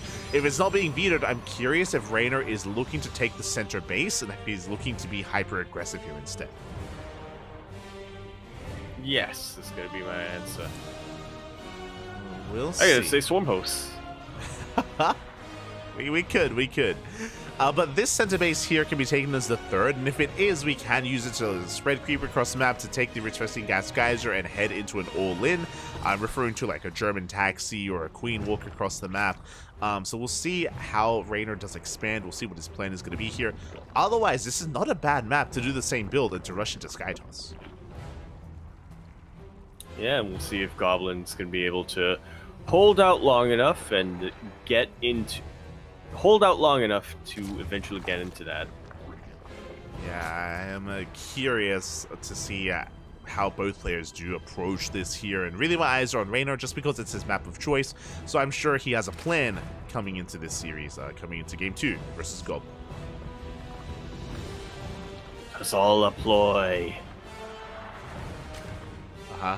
The cameraman, you know, he had to be sacrificed, blood sacrifice. Crimson Court. Oh no. Baby Marine, he's down, Papi. He's he caught a stray, you know, he was just there for his boy, for Raynor, but after that loss, he lashed out. Smooch. And now his soul is in armor, question mark? I don't even know what I was referencing from the start. It's kind of blood. It's fine. we're almost there, Papa. We're almost there. Couple more games. As Raynor he's going for the center base. There we go. So yeah, once again, the prediction does come true here from your end. It's going to be a bit more of an aggressive stance coming up from Raynor. We'll see if it's going to be those roaches. Yeah, we'll see when. It's gotta be, right? Yeah, we'll see when and if Raynor cuts drone production, because as we were alluding to, like, this base is very aggressive, has the Retresting Gas Geyser, you can spread creep really quickly across the map. This looks like the beginnings of an all-in, but just because it looks to be the case doesn't mean it will, as we save the Overlord. Oh my god! Just like so. Bet you wish you had Blink right now, don't you, stalker? Yeah, we barely do save it. Raynor still just amassing and settling into his own build. Link speed about to kick in, and we're just droning up for the time being. Likewise, Goblin opening up Stargate, so nothing too crazy yet. Yeah, I like that as the operative word. Nothing too crazy yet, as Oracle production has begun from Goblin, and we'll see if he is a little bit more active with them this time, or I guess active is not the right word, but aggressive with them. Yeah, we'll see how active and aggressive he wants to be. Meanwhile, that's an early Roach Warren. That is around a sub 4 minute Roach Warren timing out of Raynor, so very early on. Queens are amassing, Lings are on the way as well, and this does look like the beginnings of aggression. This does look like the beginnings of an all-in here out of Raynor. Now, if we could see this coming, then I'm sure Goblin can as well. I'm sure he's aware of the possibility of this kind of opening, this kind of build, so we'll see if he can keep up, as Raynor is squeezing out a couple of workers. Yeah, I'm gonna assume that the Roach Warren got scouted, as we did see an Oracle head towards that direction, and well, if it wasn't scouted before, it is now. Yeah, we confirm the Roach. We confirm the Roach Warren. No spores. You mentioned 3 drones, 4 drones going to be going down. Very nice damage dealt here by Goblin. Meanwhile, Raynor is still droning, despite the early Roach Warren. You can see he is not making use of it at all. It's a fake out Warren. Yeah. Here we go. Well, we'll see if Goblin reacts adequately, or if it's going to be more of a overreaction coming out from him. Yeah, I mean, I do think the plan was to be aggressive, but because Raynor got scattered, he just pivots away. He just pivots away from it. He's like, you know what? He saw my Roach Warren. He's going to be ready for me. I'm going to back off. You can see Goblin is overreacting. He has 2 shield batteries and a cannon on the way. So Goblin, he is setting up quite heavily here back at home. He's preparing for a push that isn't coming because Raynor is just droning up. Yeah, and he's going to be able to make full use of that. I mean, he doesn't have a fourth base yet. He doesn't have a fourth hatch yet, so being on the same base count as your Protoss opponent is pretty terrifying, but not as terrifying when you have rich vest speed. Yes, that is going to allow him to invest quite heavily into his army when he so chooses to double down. For now, just running up his natural as well. Has yet to take a fourth. Really, we're keeping an eye out. And there it is, once again, Goblin going for the Stargate and the Fleet Beacon. Let's go. Yeah, love to see it. It's going to be carriers once again, or are we going to be seeing something a little bit different? A little bit citrusier. Yeah, we'll see. Meanwhile, the Queens are out of position, so we go for a bit of a drive-by. 5 drones go down. 4th base is now on the way for Raynor. You can see Raynor's taking up into a Hydra Den, but the creep is looking quite solid. Because of that base, the creep is already past the halfway mark, and this is something that Goblin has to keep an eye on and make sure he's able to keep at bay here. Otherwise, it is going to be difficult to survive the eventual ground army. Yeah, last thing you want is to have creep right on top of your base. Can't build on creep as a Protoss player, and more importantly, it allows your opponent to just have a highway right into your base. Yeah, and Goblin is thankfully moving out, so has the Revelations, does catch the active tumor, so he's going to clear up a good amount of this creep. Meanwhile, we can see carriers are amassing, Hydra production is underway, so Raynor, he's not going to have Corruptors this time. Instead, he'll have a ground-based army with Roach, Lurker, Viper. The infestation bit's on the way, so it looks like that's the direction that Raynor wants to head in. Okay, in the late game. Yeah. Oh boy. We're getting there. I mean, don't worry, Yako, because I'm pretty sure that Goblin is going to go for a timing. Like the previous game, remember, he moved out with 6 carriers. I'm pretty sure because of the carrier rush, we were trying to go for that kind of big move out again. So we'll see if Raynor can prepare in time for that push. But now it's doing a good job of keeping an eye on the bases here of Goblin, but yeah, still droning up. Oof. Yeah, I tried to. These oracles definitely making it a lot harder on him. 8 drones go down, and once again, Goblin on an even base and worker count. That's a lot of dead drones throughout this game. That is crazy efficiency. That is 19 drones for 1 adept. That is insane how much damage Goblin is doing, and Raynor's having a hard time keeping up. And if he is going for a longer game, and he is, by the way, because he's been slowed down, because there's so many drones, that is slowing him down even further, that is giving Goblin so much more breathing room. Carriers are amassing as we speak, and Raynor's not really ready for them, not yet. Not yet, and not for a while. Infestors are coming out, but I highly doubt that's going to be enough to deal with all of these carriers, and not when he has, I'm gonna say 8 Hydras. I wasn't quite able to count all of them. I do like the Infestors right now, just because there's no Storm. If you remember in the last game, Goblin didn't push with Storm. He pushed with Mass Stalker and some Archons to support the army. Like, Storm was never researched. If that's going to be the case here as well, that means that Microbial Shroud has a place. Microbial Shroud is very niche as an upgrade and very niche as a spell to use against Skytoss, but if there's no Storm, it can pop up. It's so niche that I forgot it existed until you mentioned it. I'm like, Microbial Shroud, you're like, the hell are you saying? What? Like, the hell is that? Oh, right, that's the Cloud, the not Blinding Cloud, the other one. The other one, yeah. The one that reduces damage. Yeah. Reduced damage Cloud, but only from sky units. There you go. So that is going to be an option available here to Raynor, as I believe the carriers have now been spotted, they've been scouted, we have a mass line of spores on the way, and Raynor, he's hunkering down. You can see here we have a spore forest in the center and on the left hand side of the map as well, and Goblin is moving out once again without Storm. I mean, he does have Archons, but like you pointed out, to Microbial Shroud, still going to be very, very useful. The thing about Storm is that Microbial Shroud is that it ignores Microbial Shroud because it's a spell.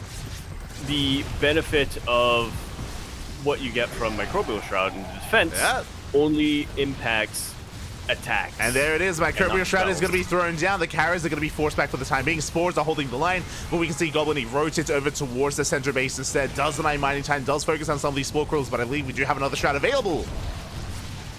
Just like so. How many more do we have, though? I want to say either that's it or one more. I haven't quite seen I'm gonna say one more. Yeah. We have one more. Those So with that, Goblin, infestors. yeah, now he starts Storm. So Storm is now on the way, but that means it's that much further away from finishing up. That means Raynor, he's holding. Yeah, to what end though? Well, he's gonna be able to get a lot more Hydras. Potentially gonna be able to tech up. Spire just got thrown down, so a couple of Corruptors will be much more effective at dealing with this. Eventually, you can turn them into Brewlords as well.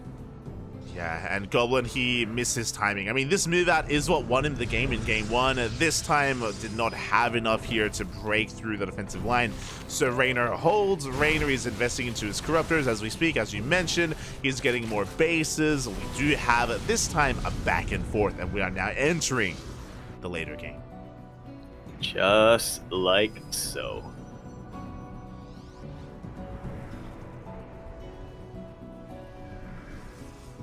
Just like so. As we see Goblin trying to skirt around the edge of the bases here, trying to clear up some of these rocks so we can gain access to the right-hand side of the map as Rainer's taking another expansion. Corruptors are on the way. Now, these are 0-0 Corruptors, but +1 carapace or flyer carapace is it's over halfway done, so it's about to kick in. Corruptors, they still need a little bit more time, though, before they can really get ready here for the Sky Toss. Yeah, they need a bit more time to gather up or to regroup, and they also need a bit of time to find an opening here. The last thing you want is to dive on top of these carriers with your Corruptors and have all of them stormed by the High Templar. Oh, yeah. On top of that, we have the Archons as well. Nice yoink. One carrier going to be shut down. Storm, unable to really connect there. The feedback was 1 second too late as well, so nice pick off out of Raynor as he does pick away at that Skytos army. At the same time, Goblin's still sharking around, looking for another way in. Yeah, not quite going to be able to find it yet, but this is a pretty good place to have Sky Battle, so with carriers, you can rotate pretty easily around. That's a lot of spores thrown down earlier by Raynor, so yeah, once again, going to be very difficult for Goblin to engage into this. As Raynor has to back off, but he does pull away in time and does save most of his drones. We do get another big revelation on the Vipers and on the Corruptors. Very important that Goblin keeps an eye on that so he doesn't get caught off guard and doesn't get abducted, as we do have that kind of dance, that back and forth here. Goblin doesn't have the ideal army yet. He has not embraced Tempest, but for the time being he's doing well for himself, and he does catch some drones.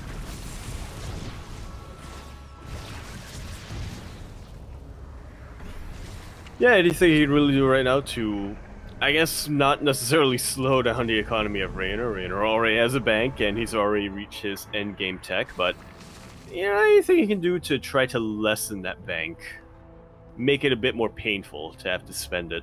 So it feels bad, man. Do you see the roaches that were rallied to go for a run by, but Yeah. the wall is still a wall? The wall is, yeah. So they're kind of locked out of the base. The mothership is scattered, though. Pull the boy. Yeah, Goblin looks like he was getting ready for a recall, but now Raynor is aware. At the same time, Night is swarming to the main.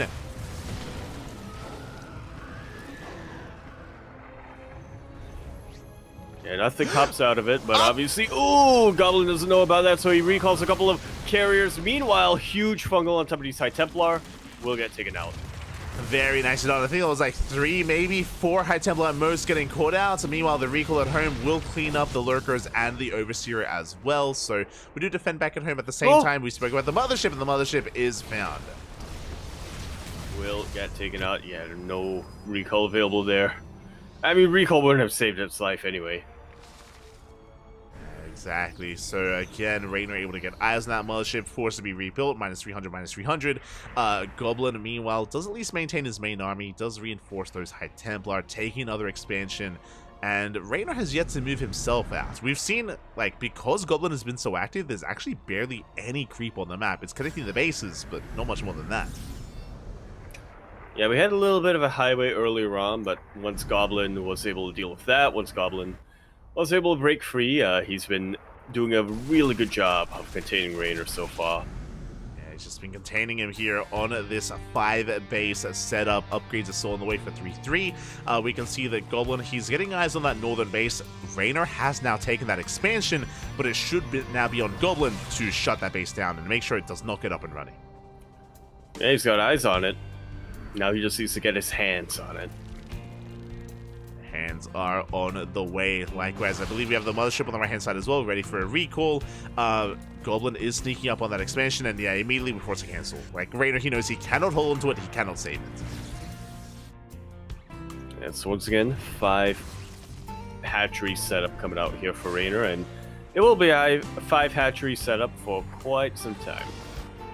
Yeah, depths a thread in the shade. Looks like Raynor does have some lings in position, so we should be able to clean up these depths without too much issue. Likewise, the mothership is still active on the map, and can still threaten a recall. You can see it's there in the bottom right-hand corner. I believe that's where the mothership is. Oh no, sorry, that's a warp prism. A little bit of a blink. That's a warp prism? I think so. There's a blinking dot somewhere. Yeah, as the army does push forward, Fungal does connect. Nice feedback here on the Vipers. Yeah, not quite able to get the 1-2 combo of Fungal and Parabomb. High Templar will stay alive. Zealot's gonna be poking around. The mothership actually outside of a base, apparently. Outside one Goblin's bases, apparently. Okay, it's the defensive mothership, defensive. Yeah.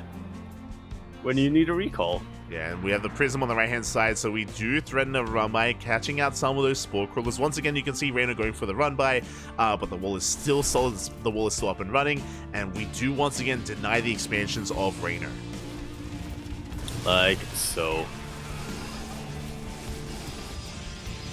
Rainor's bank still starting to go up higher, but he's about to run out of mineral patches. Mine from fantastic fungals, or not fungals, feedbacks coming on top of these infestors. Vipers. No. Vipers. Yeah, those are some insane feedbacks. Meanwhile, the Fungal does connect on the carrier, but there is no follow-up. Fungal once again grazes the army, but a Goblin will be able to get away. It only really just strips away the shields. Oh, we go for the neural, and we get a kill on the High Templar. Yeah, not too bad. Not too bad at all. Carrier gonna get fungled and will be taken out as well. Yeah, not bad.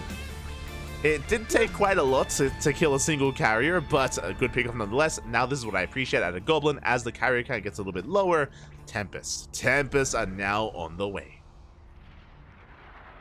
Slowly but surely. Definitely one way of dealing with Spore Fortress.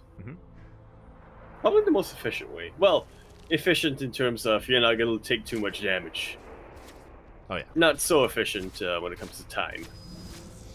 Yeah, as Tempests, they can trade very, very well in this kind of game stage. Raynor finally expanding on the right-hand side, and the Prism has fallen, which means this base might get up and running. Now there's a little bit of pressure on Goblin, but he's aware, and yeah, he's rotating. He's rotating over. He wants to knock that hatchery down. I mean, he has to, right? What is his win condition? Keeping Raynor on 5 bases, essentially? Yeah, we'll see if he can. It looks like he's a little bit distracted. Goblin staying in the center of the base, sorry, in the center of the map instead. That hatchery from Raynor, it is gonna get up.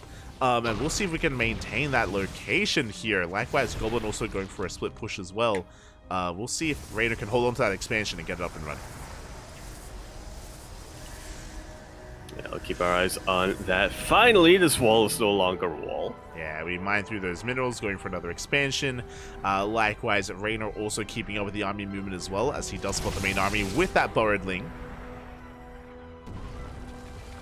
Well, we'll see what the response is. He's already going to be setting up a run-by towards the left-hand side of the map, but towards the right, he is, okay, still going to be keeping that Corruptor Force by the looks of things. Yeah, meanwhile, a big shout out to Lunacy in the chat. And Young Haseo, thank you so much for the raid.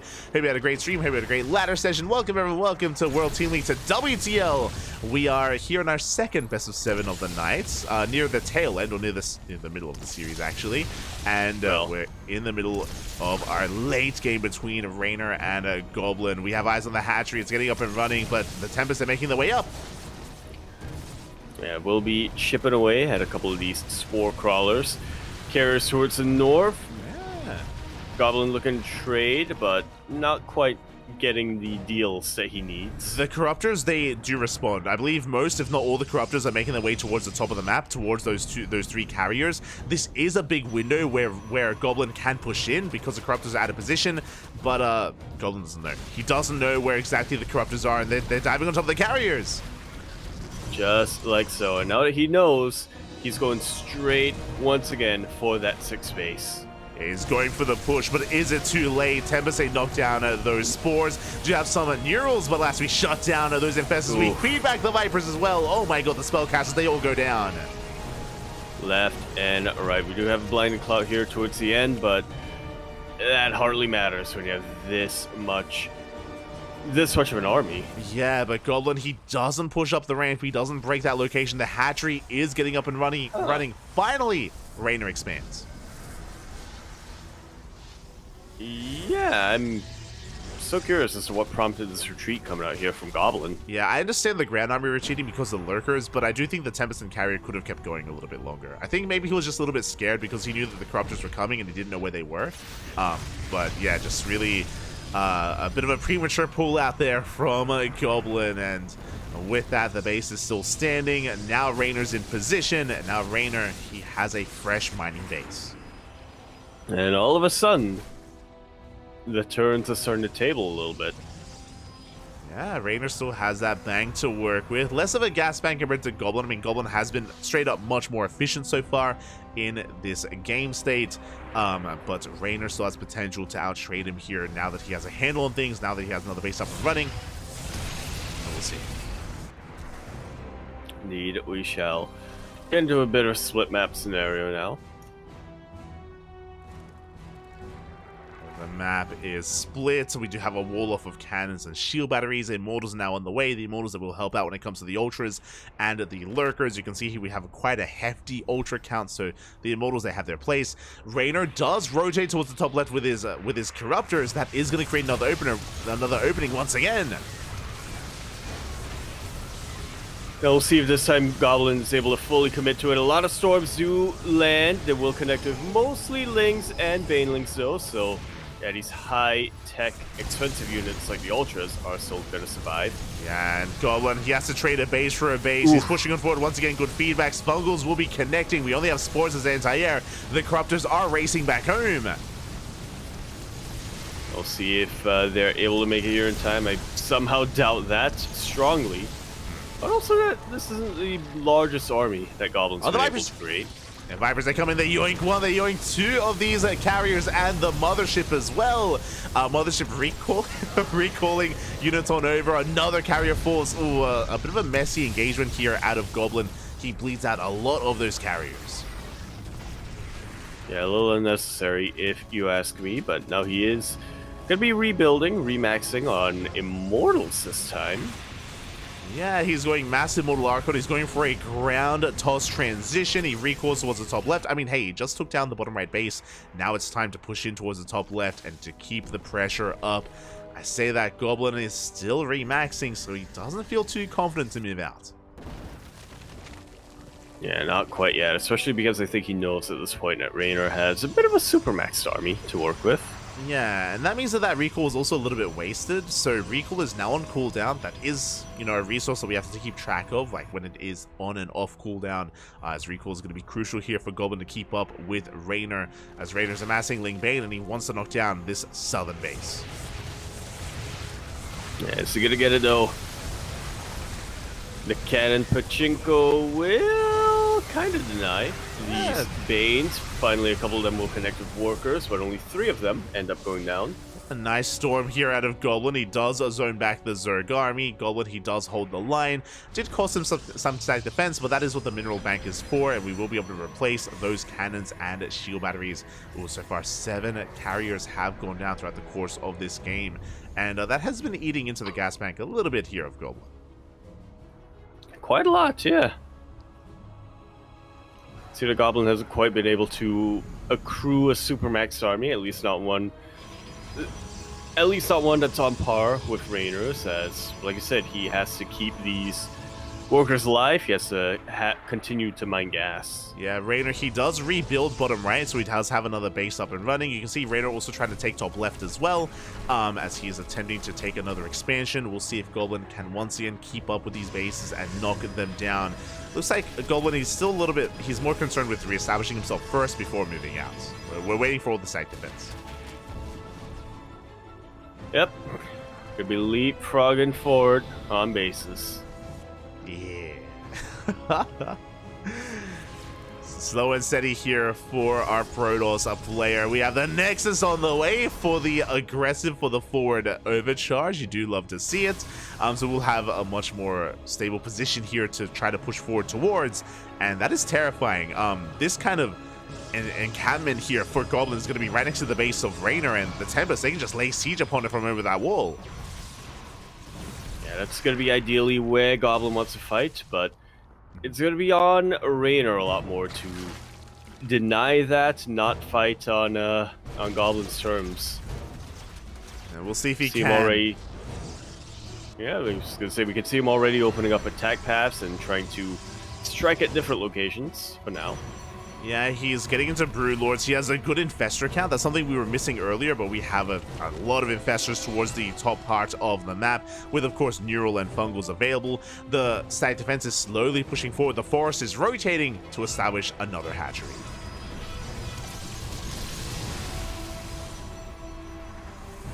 Oh.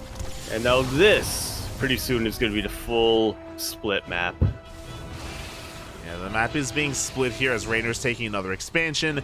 Broodlords have arrived, they have amassed, but alas, they're still being pinned back by the Tempest. Oh my god, as they shoot from so far away. But if we ever overextend, there are those Infestors. They're getting ready to lock down to either Neural or Fungal those Tempest. Yeah, definitely a big if, though. Yeah, we know how slow Goblin likes to take it, so again, as long as he doesn't get too excited, we should be okay, as spores are getting picked away at, one after the other. Meanwhile, towards the north, yeah, a couple of skirmishes here and there, but everything's pretty much hindered on the south. Yeah, as we do see Ling Ultra trying to push through the center. Overcharge is popped. That means Overcharge is now on cooldown. Tempest likewise gaining ground on the right-hand side as spores are falling. Lurkers as well. Goblin is gaining ground, but what's important is that Raynor is taking another expansion. We do get a fumble. Up. And we do get a yoink on top of the mothership, so minus 300 once again. It'd be a lot trickier for Goblin to engage into this. Gonna be, I was gonna say, gonna be denying him a couple of recalls, but I'm pretty sure he threw down a Nexus here. Yeah, Fort Nexus, so it's got that as a recall at the very least. True. That is another factor that's going to be coming into play. Meanwhile, we can see the Ultra still being active towards the left-hand side. The base is getting saturated as we speak, but the Tempest is still gaining ground here. Again, we have only one Lurker on the high ground. I do think there's potential to break through this, but the Broodlord count actually is getting quite high. Yeah, which could end up backfiring a little bit for Raynor if he doesn't have enough anti-air to deal with these Tempest and carriers, but we'll see. Yeah, Jesus, I didn't realize just how many Immortals we have. We've been making 3 Immortals at a time for quite some time, but here come the Neurals on those Immortals. And all of a sudden, we don't have a lot of Immortals anymore. Ooh, yeah, the Neurals are brutal. We can focus on some of these Ultras, but the Lings, they come in to reinforce. And Raynor, it looks like the Neurals run out. We actually hold the line. Huh. Yeah, a little bit of a costly hold there for Goblin, losing a lot of Immortals, but he holds the line. He keeps most of his Immortals alive, and, I mean, what's scary about what just happened is that we reset the Ultra count, and now we remake Ultras, and look at the gas bank of Raynor. He burned through most of it. Rebuilding those Ultras, rebuilding those Infestors. We're down to 1,000 gas. That is worrisome here. Like, he needs to get some more gases up and running. He needs more saturation. Yeah, keep in mind, Raynor is on 34 worker supply at the moment.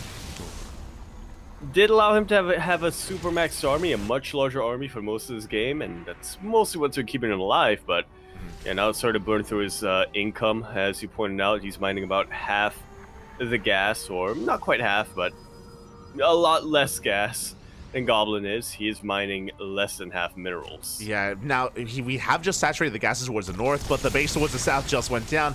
Gases are going to get picked off as well, and this is going to eat into the economy here of Raynor quite heavily. We mentioned before that Goblin has been trading more efficiently, and he has been. That's why Goblin has such a large bank, and why Raynor does not. Yeah. And that's absolutely going to be coming into play very, very shortly, I imagine. As we're starting to get to the point where bases are mining out. Oh yeah, a lot of these bases have mined out. Now the question becomes, Goblin. Now we have a fresh mining base for Raynor. Does Goblin rotate towards top left and try to knock that hatchery down, or does he just let Raynor mine from a hatchery and focus on bottom right instead, as the Tempests are pushing towards the north? Yeah, trying to get the best of both worlds in a sense, but yeah, recall does get thrown down. And with that, Goblin effectively giving up that position towards the south of the map. Yeah, and I assume this recall would be to apply pressure towards the north to knock down that fresh mining base, but no, he's consolidating his army, and it looks like he's looking for a fight instead. The Ultras are going to be collapsing in! They're going to try to hug right on top of these High Templar. A couple of Neurals do get thrown down on Immortals. Mass They Neural. make short work of the other Immortals. Yeah, a massive fight. We catch every single Immortal, every single Archon as well, as Goblin was caught with his pants down. His Skytoss army was not there to support, and that is a massive loss for Goblin.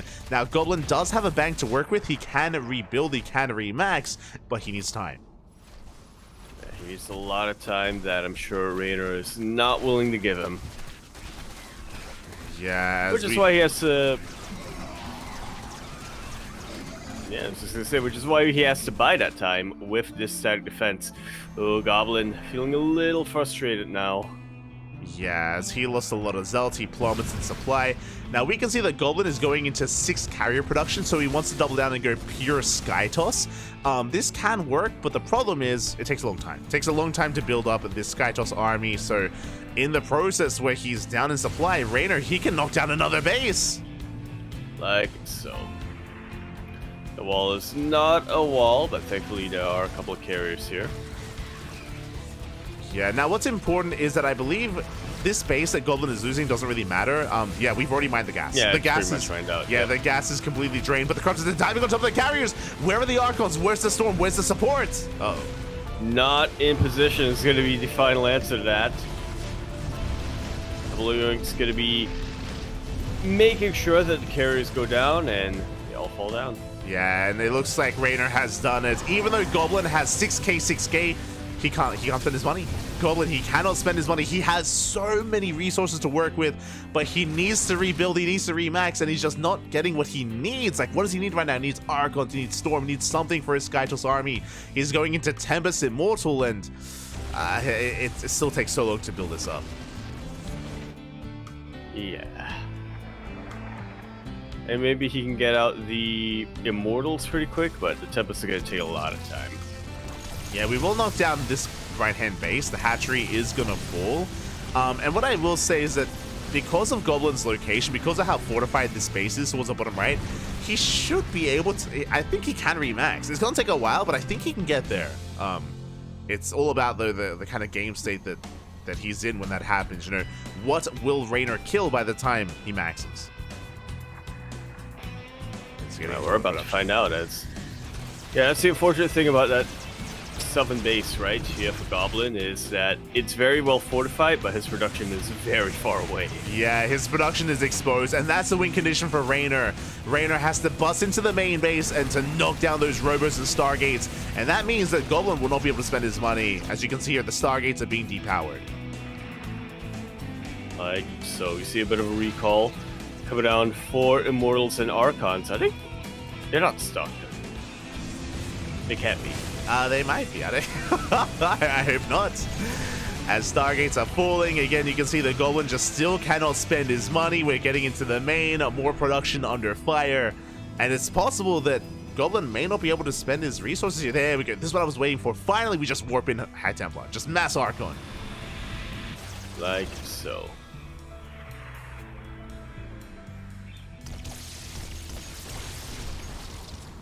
Goblin once again just slowly pushing forward in this position. This is the final mining base, I believe, left on this map. So whoever gets it is gonna have a massive advantage going forward. Yeah, so Goblin, he will claim this hatchery or this base location. As you mentioned, it should be expanding, should be getting another base up and running. Goblin has lost his main, and I hope he throws down some structures, because I'm pretty sure Goblin doesn't actually have much production. He has bases, cannons, and shield batteries, but you can see the production tab is empty right now. Goblin has resources to work with, but he's not rebuilding. He's not making an army. But where we're going, we don't need. Okay, we have 2 robos. I'm pretty sure those 2 robos are the only production buildings that Goblin has right now. I'm pretty sure you're right. We need some Stargates, Pappy, or just some gateways, some vanilla gateways I'm okay with as well. We need something. Yeah, literally anything. But the problem is that Goblin is running out of space to create those structures. True. You're not wrong. We are running out of space. Nice stasis does catch the lurkers. Very nicely done.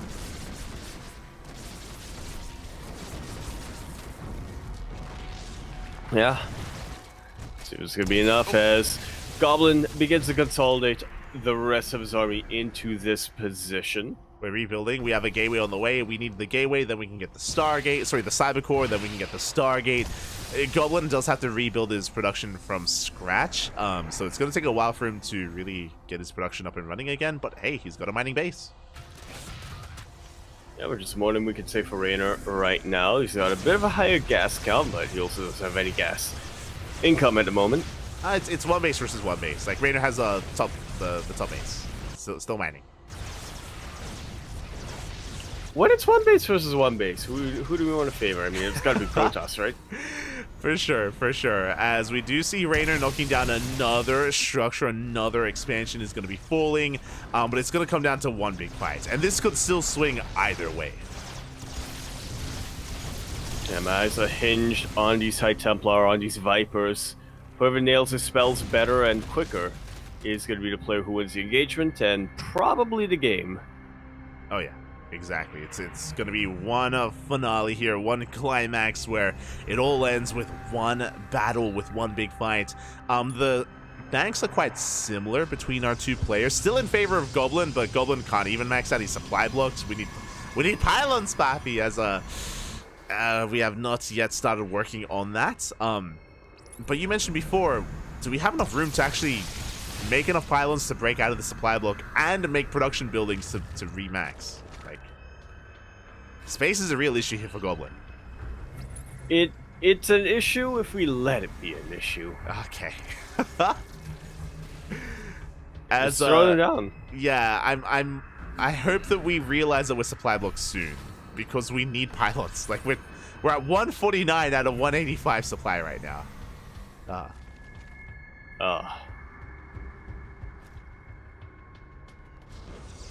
We'll notice it soon. We have shield batteries on the way. Here we go. Yeah, I mean, he is supply blocked at the moment, so... Yeah, that's what I mean. I'm waiting for the pylons is what I'm waiting for. Oh, right. That's okay. Yeah, I'm waiting for the pylons, so we could not be supply blocked. About to finish up. 6 shield batteries on the way as well. Oh, there's the pylon. 2 pylons, 3 pylons! Let's go! We did it! That's not enough to not get supply blocked, by the way, but we have some pylons on the way. Let's go. Math. Pylons are being thrown down. It was still supply blocked, but... You know. Yeah, that's another way to get rid of the supply block. We throw away the probes. True. Yeah? Yeah. Still supply blocked. Yeah. Ooh. Corruptor is going for the robos here, and remember, those are the only 2 structures that we have. We have 1 gate. We have 1 gate, 1 robo to actually reproduce. This is going to be a real issue, by the way. The fact that Goblin, even though he has a bank, he can't spend it. He won't be able to. Mm-hmm.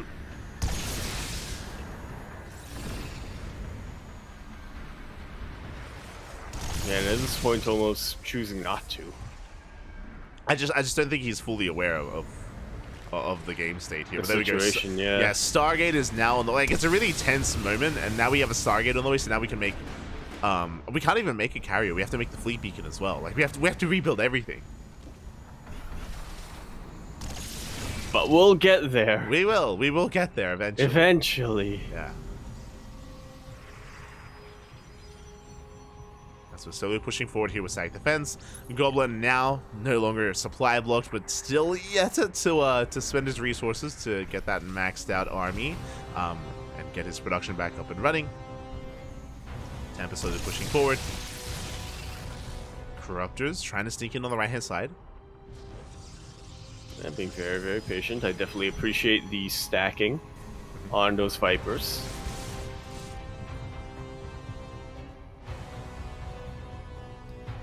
As Fleet Beacon finally gets thrown down, but once again, we only have one Stargate to work off of.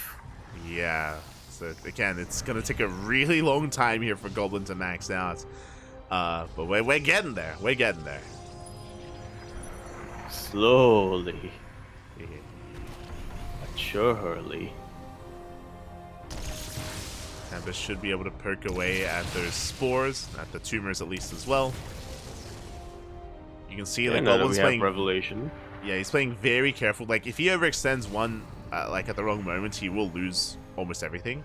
So he's slowly inching closer here. Yeah, I'm not sure there's anything almost about it. Yeah, he will lose everything if he gets yoinked, gets blinding clouded. I don't think he has any infestors left, does he? I think there are a handful of investors. They're under the ultras. They're like hidden underneath their feet. Ah, they're burrowed. Yeah. So there's a couple of infestors in the mix as well. Those are lurkers. I just realized we have lurkers in this game. Yeah, we have some lurkers. Raynor does have a large mineral bank, so he can remax on Lings. So if he can deal with the Skytoss army, then that Ling remax can actually be quite impactful. It can actually have its place here in this game. Mm-hmm. It's around everything. Potentially. Potentially, as we are losing a lot of spores. Spores are going down. More probes being thrown away. Mothership is on the horizon. Nice feedback. Yeah, this one could be popping up now. Yeah, brilliant feedback. It's very rare nowadays that we see a feedback kill a unit, but that's what happened here. Sure. So snipe an Infestor. Backup Infestor on the way for Raynor. Tempest rotating around. So, again, both players looking for any kind of weakness. Standoff, yeah. Yeah. Just staring at each other over a bridge. I mean, Raynor's staring as he's bleeding out units. Oh, I should say structures. Hasn't lost any major units yet outside of that Infestor. He's just waiting for the moment. It's not presenting itself yet, but it will eventually. Mothership in the backline here for Goblin. And bearing in mind that Mothership has the recall available, so if we wanted to, we could even try to skirt the Mothership around towards the left-hand side, recall across the map, snipe a base, and then recall back home with the Nexus recall. Like that's a possibility. Yeah, because fun fact, they don't share a cooldown. Yeah. So I would not be opposed to that when it comes to sniping that last mining base. But it looks like Goblin, he's keeping the... Because there is mining going on. But it looks like Goblin, he's keeping it back. Yeah, there's mining going on, but not much of it, so... Can't say fault Goblin for playing it safe right now. Fungal does land on a couple of these Tempests. You get feedback on the Infestor, but the Tempests will live in the end. They back off, they survive. They're going to be regenerating that shields as well, thanks to those shield batteries. Another Revelation. It's all about the NG-based units right now. Like Revelations on these spores, fungals, storms, feedbacks. Storms. Yes, yeah, true. Blinks. No, I guess that's really too makes sense there. Is Goblin ever gonna max? Oh, he's gonna carry on the way. Oh. Slowly but surely. Yeah. Making one carrier at a time. One at a time. Yeah. Bearing in mind, because of the lack of production, this does mean that one fight will 100% end the game, because Goblin, there's no chance he's ever going to rebuild the army. He has one Robo, one Gateway, one Stargate. Like, one bad fight, and that's it for Goblin, despite the bank. Pretty much. So, yeah, has to be very, very, very careful about this. He knows his team is on the cusp of a potential victory. So he wants to secure that lead. He has been gaining ground, by the way. As all the Observer series does get sniped. That's actually pretty big. Yeah, I found it. Goblin's gonna have to rely entirely on these Revelations, which aren't super reliable to begin with. Yeah, as again, we have been slowly gaining ground. I think now we're getting an angle for the tumor. Let's get another revelation. But again, the problem is that, like, okay. If we want to snipe that tumor, we have to make sure we avoid the infestor, the fungal. Yeah, which is definitely a lot easier said than done. Feedback's getting thrown down. Yeah. On infestors and on queens. We kill an infestor, not bad. Not bad at all. Server repositions. Slowly but surely sieging its way on forward. No detection here for we got a Raider, queen. is there? We got 2. Here we go, and look at that. We're about to max out as goblins. True. That's a second carrier. One more carrier. Yeah, that's the creep. He gets the creep. Oh, okay. Drones! Tried a long distance, but they end up eating a face full of cannon. I mean, they were meant to be sacrificed anyway, but... Other probes likewise No to do one the deserves same. that. Yeah, we're just throwing away supply. So Goblin has yet to remax. He's... Because he frees up more supply. It's getting immortal. Yeah, at this point where the map is almost fully mined out, Rainer is still mining some mineral patches, and technically there are still mineral patches on the left-hand side of the wall, the gold mineral wall that's still up as well. That's still resources we can mine. Yeah. We're about to run out of workers that are Oh my God, mining, he's but going in! still. He Here we commits! go! Yep, Rainer's starting to commit. We do see some massive fungals. We see a Oh lot my of God. storms as well. Huge feedbacks on top of a lot of these infestors. The ground Zerg army is gone. What about the Sky army? Corruptors still in the sky. Yeah, what about the Sky Toss? The Corruptors are going to be zoned away, and the carriers are going to be able to go to town on these Broodlords. The Broodlords are being forced back, and Rainer's army melts. He lost everything on the ground. The spellcasters have all fallen. It's only pure Corruptor, and on their own, they can't really break through. That they cannot. Not while there are still this many carriers and that many Archons. Yeah, it was first to push in, would lose the fight, and Rainer, his patience was running thin. He lost all of the patience, and he pulled the patience. He went for the dive, and now he's up against the wall. Now, he is rebuilding. Unlike his opponents, Rainer has a production to actually remax, so he is building up an army as we speak. It's an army. Yeah, he's getting some Corruptors, and he has a Viper. He does have a Viper. He's getting some Corruptor. He has a Viper. He's getting a lot of Lings, but fun fact about Lings, they don't shoot up. Oh, they do not shoot up, but here we go. That one Viper going for the dive. We do go for the recall. We leave one Archon behind, and an Immortal as well. Oh, sacrifices have to be made. Very efficient trade coming out here from Goblin. We can see Rainer has pretty much spent his entire bank. The only resource he has left is minerals. He has practically zero gas left. Yeah, it's he only can only make Lings. Only Lings and Queens. Only Lings and Queens can be made here for Rainer. Meanwhile, because, as a reminder, there's still only one Stargate and one Robo, even though Goblin has a bank, that remax is going to take a long time. It's very possible that Goblin will stay in the corner of the map until he burns through his bank. It's very possible. He's going to stay here until he maxes out, making one unit at a time before he moves out. It's very possible that's about to happen. Well, let's strap ourselves in. No shot. I mean, it is efficient. Yo, Goblin, he's smiling. He's doing it. Like, technically, this is the most efficient way to do it because, like he has as much time as he wants. Nothing can threaten him. Well, like, if he makes a Stargate, he's wasting resources on the Stargate. Exactly. He may as well spend all of his resources on an army, making one unit at a time. Exactly. He cannot mine any more resources after this. He needs to make the most out of his bank. So, and this is making the most out of it. Yeah, so this is technically the correct thing to do. So for those that are curious what's happening right now, Goblin will stay here until he maxes, making one unit at a time. Like, and there's nothing Raider can do about it. Yeah, there's nothing Raider can do. Let's be clear. Yeah, we're gonna be stuck here for like 10 more minutes until Goblin makes enough units to move out. Yep. Oh my god. Yeah. Yeah. That's the game we're in right now. Actually, yeah. Gotta appreciate the patrolling coming down here from Goblin. What was the record light at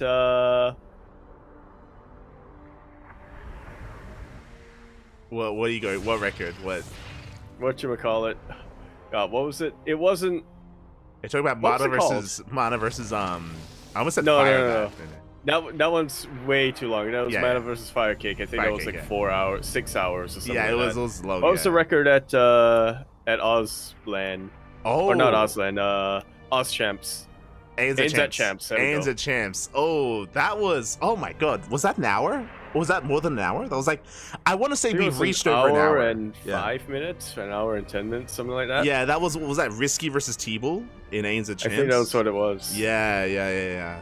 Well, at least we won't see Pig eating macas across from the window. True. He wasn't even. He was eating our. I think it was El Jana's. I think we had some. I don't know chicken what it and is. chips. That's mining. Oh yeah, he's mining It's the not gas dolphin. mining, but it's not gas mining. It's not. So It's not. It's again. It's it's only. not actually useful here. Rayner spending his entire bank, but you know what? He can throw out more static D. True. More spores. Okay. More Unironically, there is a way for Rayner to win a fight if he makes use of the queens, the transfuse, the spores, and the one viper. He has one viper. Oh, with. Oh, we got the Goblin Cam. Yo, the production team, the SC Boy production team, they're not happy with Goblin. They're like, mate, just send it. Are you really just making one unit at a time? 666 gas. Yeah, the answer is yes. Yeah. Look, he has no detection. He has to make this observer. Yeah. There you go. He can't send it yet. Cannot. But yeah, unironically, like there is a world where when Goblin pushes into Rayner, if Rayner can make use of all of his stack defense and his queens, I would appreciate if the observer did pan over that area because okay. Oh, is that enough? We caught a glimpse of it. I think that was like 10 spores. Technically, I think mathematically speaking, it is enough. Technically. It's possible. I think it is. I think it is possible. But it's not probable. I think there is a chance that Rayner could win the fight if the fight occurs under those like ideal conditions. Can you give us a number for that chance? What is the plan? That's what we want to know. Goblin, he was thinking. We had the thinking face emoji from Goblin earlier. We did. That's the problem. We're gonna get a draw. I do think that the first, like, again, Rayner knows he needs Goblin to push into him. Rayner cannot take a fight without stack defense. There is zero chance for Rayner to win the game if he fights without the stack defense. The stack defense gives him a chance. Can he skirt around? No, because the stack defense counts as structures, doesn't it? Yeah, exactly. So like we have to take a fight on it. Oh boy. Yeah, we're slowly seeing a couple of reveals. Mandarin being said in the chat. If we can get some translations in the chat, we would appreciate it. Sayo is an admin, so I don't know if he's maybe saying some rules about draws. I don't know if that's what's being discussed. Potentially, yeah. We'll get our confirmation soon, TM-ish. See if it's a draw. If it's relate the Corruptors on the middle of the map. One of them. Technically, the players can agree on a draw. I'm pretty sure they can agree on a draw. And if like technically, like a draw isn't we will regame. Yeah. Okay, letting him know because the problem right now is that we are in a game state where Rayner isn't going to attack, and if Goblin makes a decision never to attack as well, then it is a draw, straight up. Like a draw isn't just that there's no way to like destroy buildings or anything like that, but like if both players agree, then... if it's both players agree to a draw, it's a draw. But also, I think if there's like literally no damage being dealt for a certain number of time, the game will automatically draw. Yeah.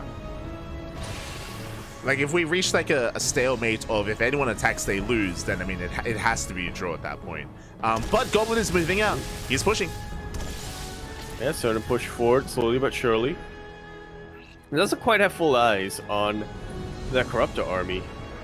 Rayner is kind of keeping his Corruptors on the edges of the creep to act as a little bit of a scout, funnily enough. We have no banks. Can confirm the banks have been spent.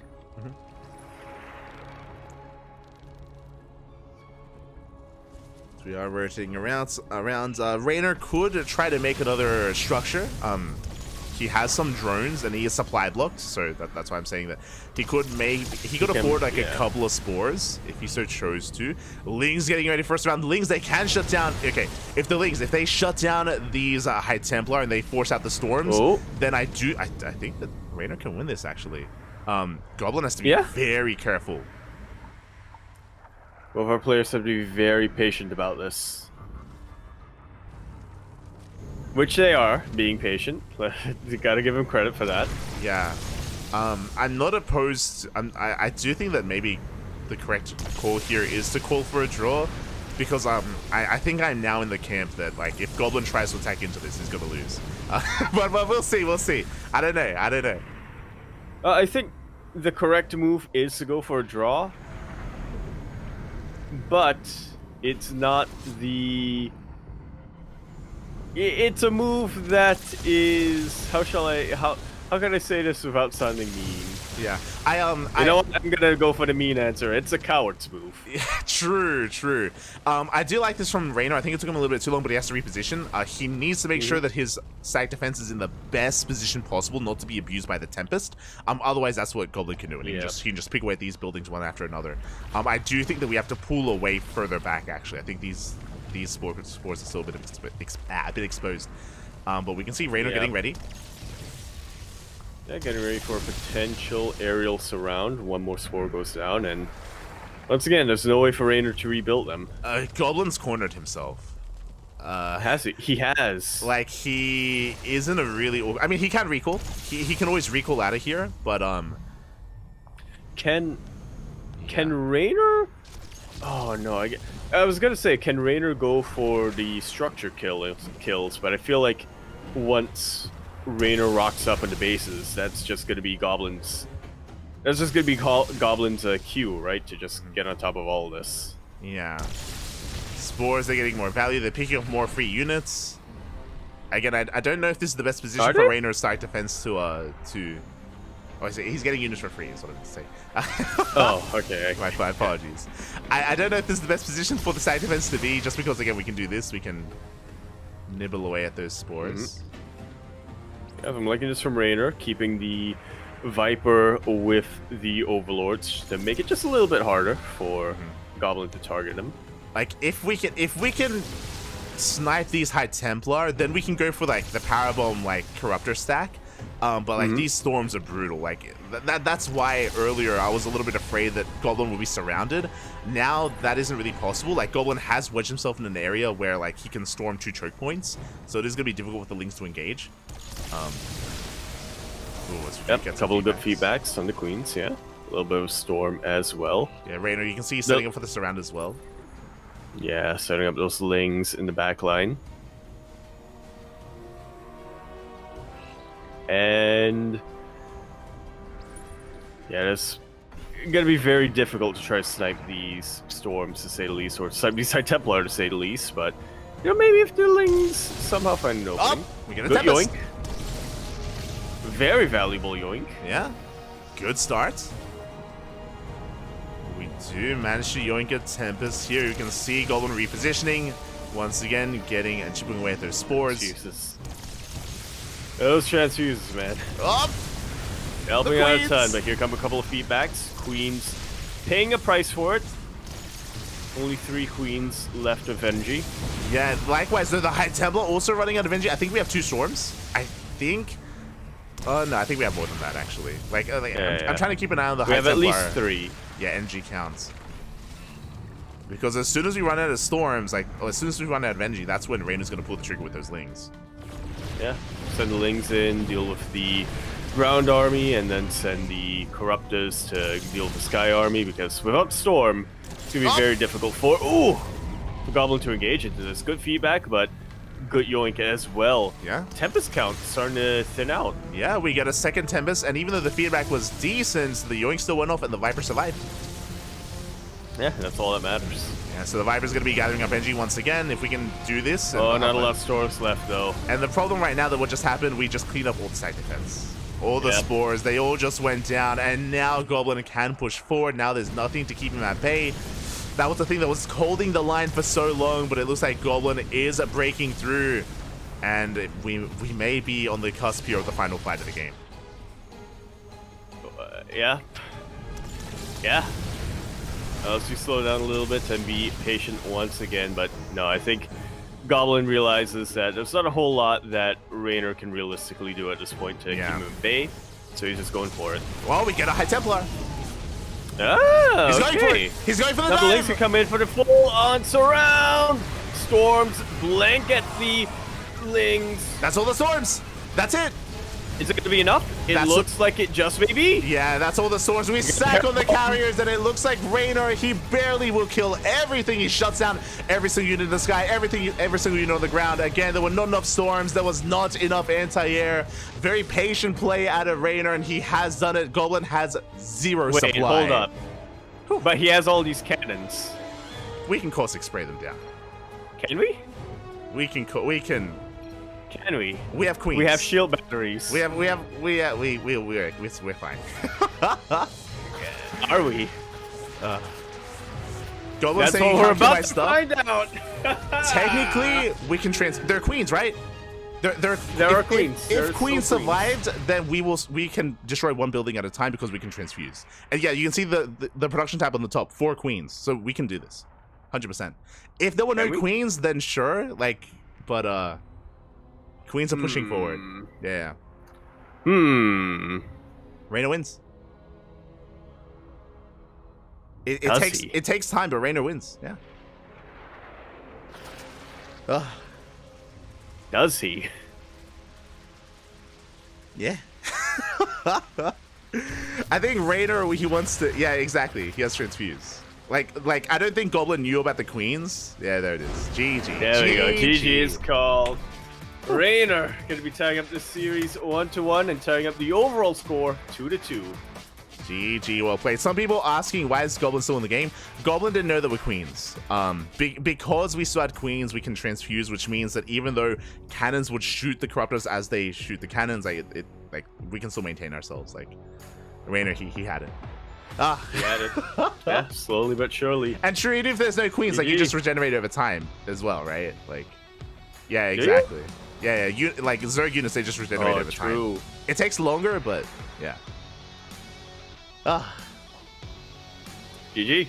Not quite beating the Ins at Champs record. That was 1 hour and 3 minutes of a game.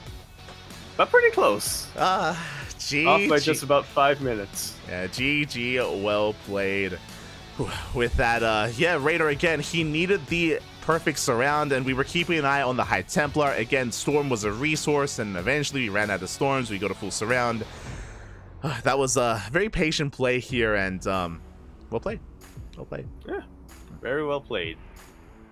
I feel like a lesser Zerg player would have crumbled a little bit towards the end there. I mean, Raynor did Maybe also got a crumble little impatient. I mean, he did get a little impatient. Exactly. But then, you know, Dad just piped at the back of his head. Be like, no. He's like, Raynor, what? You washing my car again? You washed, mate? You washed? He's like, okay, I'll play patient, Bobby. I'll play patient. I'll calm down. Yeah. And then he was calm.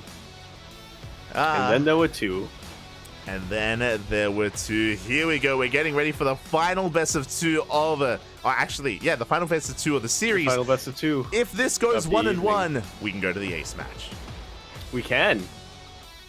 We can get a rematch between Goblin and Raynor. Oh, no. Let's go. You know, I was banking on tonight's broadcast to fix my DGen sleep schedule. Oh no. That's not. Can he bring it home for Platinum? Alright, can we take the series or even force the ace match? Is this a new room for Cyril? I don't see his trophy case. No, so. Yeah, this is a new room. Yeah, it is. I'm assuming this is a new room. Yeah. Is he playing from the bear? No, it's not from. It can't be from. Is he playing on a washing machine? The camera's shaking quite hard. Shaking quite a bit, yeah. He's got a collared shirt on. Is he in the laundry room right now? What's going on? I like to imagine he's in like the bathroom of a formal event or something like in a hotel room. In a hotel room, yeah. Over here in the bottom left corner of Amphion, we have our blue Protoss player for Freight. It's Art. And in the top left, we have a Basilisk, Cyril, rocking a new setup here. For those curious, usually Cyril is in his room with his trophy case. This is not his room. Do you think is he like at the racks? Is it the barracks? That is not his trophy case. That is not his jersey. Yeah. That's a collar shirt that he's wearing. True. Because, true. yeah. He's like playing from like the Finnish like version of the White House. Is that what's happening right now? Exactly. Because you know how I'm not sure what the timeline is for Finnish mandatory military service, but I know there are like ceremonies that every now and then that you have to attend. I like to imagine this is one of them, and Cyril just snuck off somewhere. Yeah, I see someone talking about the office space. I have heard that. I have heard that Cyril, he rented an office space for a better setup or for better internet to play from. From my understanding, I think Rotterdam said that a couple of weeks ago. But you can do that? Yeah, but this doesn't look like an office space. And also the colored shirt. That is a bed, yes. Is that a bed? Yeah. Now I'm questioning it. It looks like a bed. Is it a bed? Is it a bed? I thought that was more in the foreground, less in the background. Otherwise, like he's like at the crossroads of a room, right? Because of all the door frames. Right. It's in the middle. Yeah. Like what? In the bedroom to his left and the massive window to his right. Is that a bedroom?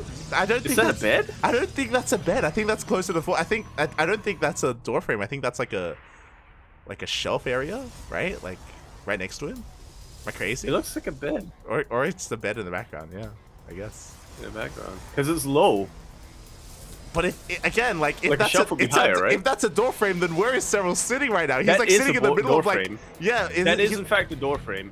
There are two door frames. Well, because it's like, you know how there's like that little space between two rooms?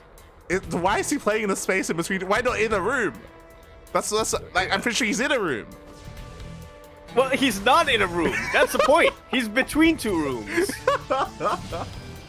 Well, technically you're saying like he's playing like in a hallway in between two rooms. Like why though? Why? Like that technically a hallway is a room. It's it's got natural light. It's got a curtain. In the chat, guys, do you think there's a doorway behind him and on the right of him, so he's in between two different rooms right now? Or on the right of him, is that not a door frame? Is that instead like a maybe like a frame of like a closet or just something? A massive window? If it's a frame of a closet, why is there a light shining through? Maybe there's a window in the closet, mate. No, you raised a good question. Yeah, actually, yeah. What is going on? Anyway. We have a fleet beacon coming out very early on from Art, but it gets rush. immediately scouted by Cyril, yeah. I would have expected nothing less from Art. This is what I've come to expect from him. This is what stole my heart. This is how Art stole my heart. Back in the day when we first casted him in things like Sparkling Tuna Cups, and we got to see him whip it out again a couple of times in Polish lands and whatnot. Unfortunately, I do feel like he is developing a bit of a reputation for doing that, and so it is. We have seen it got countered a little bit harder the last few Polish lands. We whipped it out, and yeah, Cyril has also gotten the full scout here, so I'm sure that he's going to be able to have a full reaction and a response to this. I'm distracted by chat right now. I see Jadolf talking about Art's room. Look, we can talk about Art's room later, okay? Right now, we're focusing on Cyril's room right now, and what the hell is going on? Look, Art, he's playing in a normal room, is what we can say. It looks a little bit fancier than a bedroom. That's what I mean. Like, is he in a walkway right now? It's still, like, what's... Yeah. Look, Art's room, it's a little bit fancier than a bedroom, but it's still a room. It's a room, yeah. Art's room is a room. That's true. We all know Art's in a room right now. We don't know what Cyril's in. But we're going for the Tempest Rush, double Stargate. We're massing up Tempest. We should focus on what's going on because this is crazy. And Cyril, he scouts, he's aware. Spire is on the way. Yeah. Once again, the character response coming down. Art can try to I mean, get something done with these Tempests. He is very much so on a timer. Yeah, as the Tempests are moving out across the map, do we have enough queens to hold the line is the question here, as we've been focusing a lot on what Art has been up to with it. You can see the queens are massing together. They're going to have Transfuse available as well. Tempests are poking in, but that is a hefty amount of queens available here for Serral. Yeah, I mean, the Corruptors are going to be the nail in coffin for the Tempest Rush, but honestly, Serral, looking at these queens, looking at the concave, looking at the energy that they've got, and knowing Serral and his offensive play, I can't see Art getting too much more done from here. It is a room. That's it.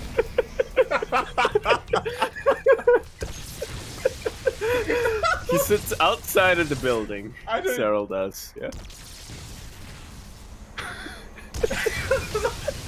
I'm trying to imagine what's going. Like the problem is there's a window right next to it. Is the problem? Like how small is this room that he's in?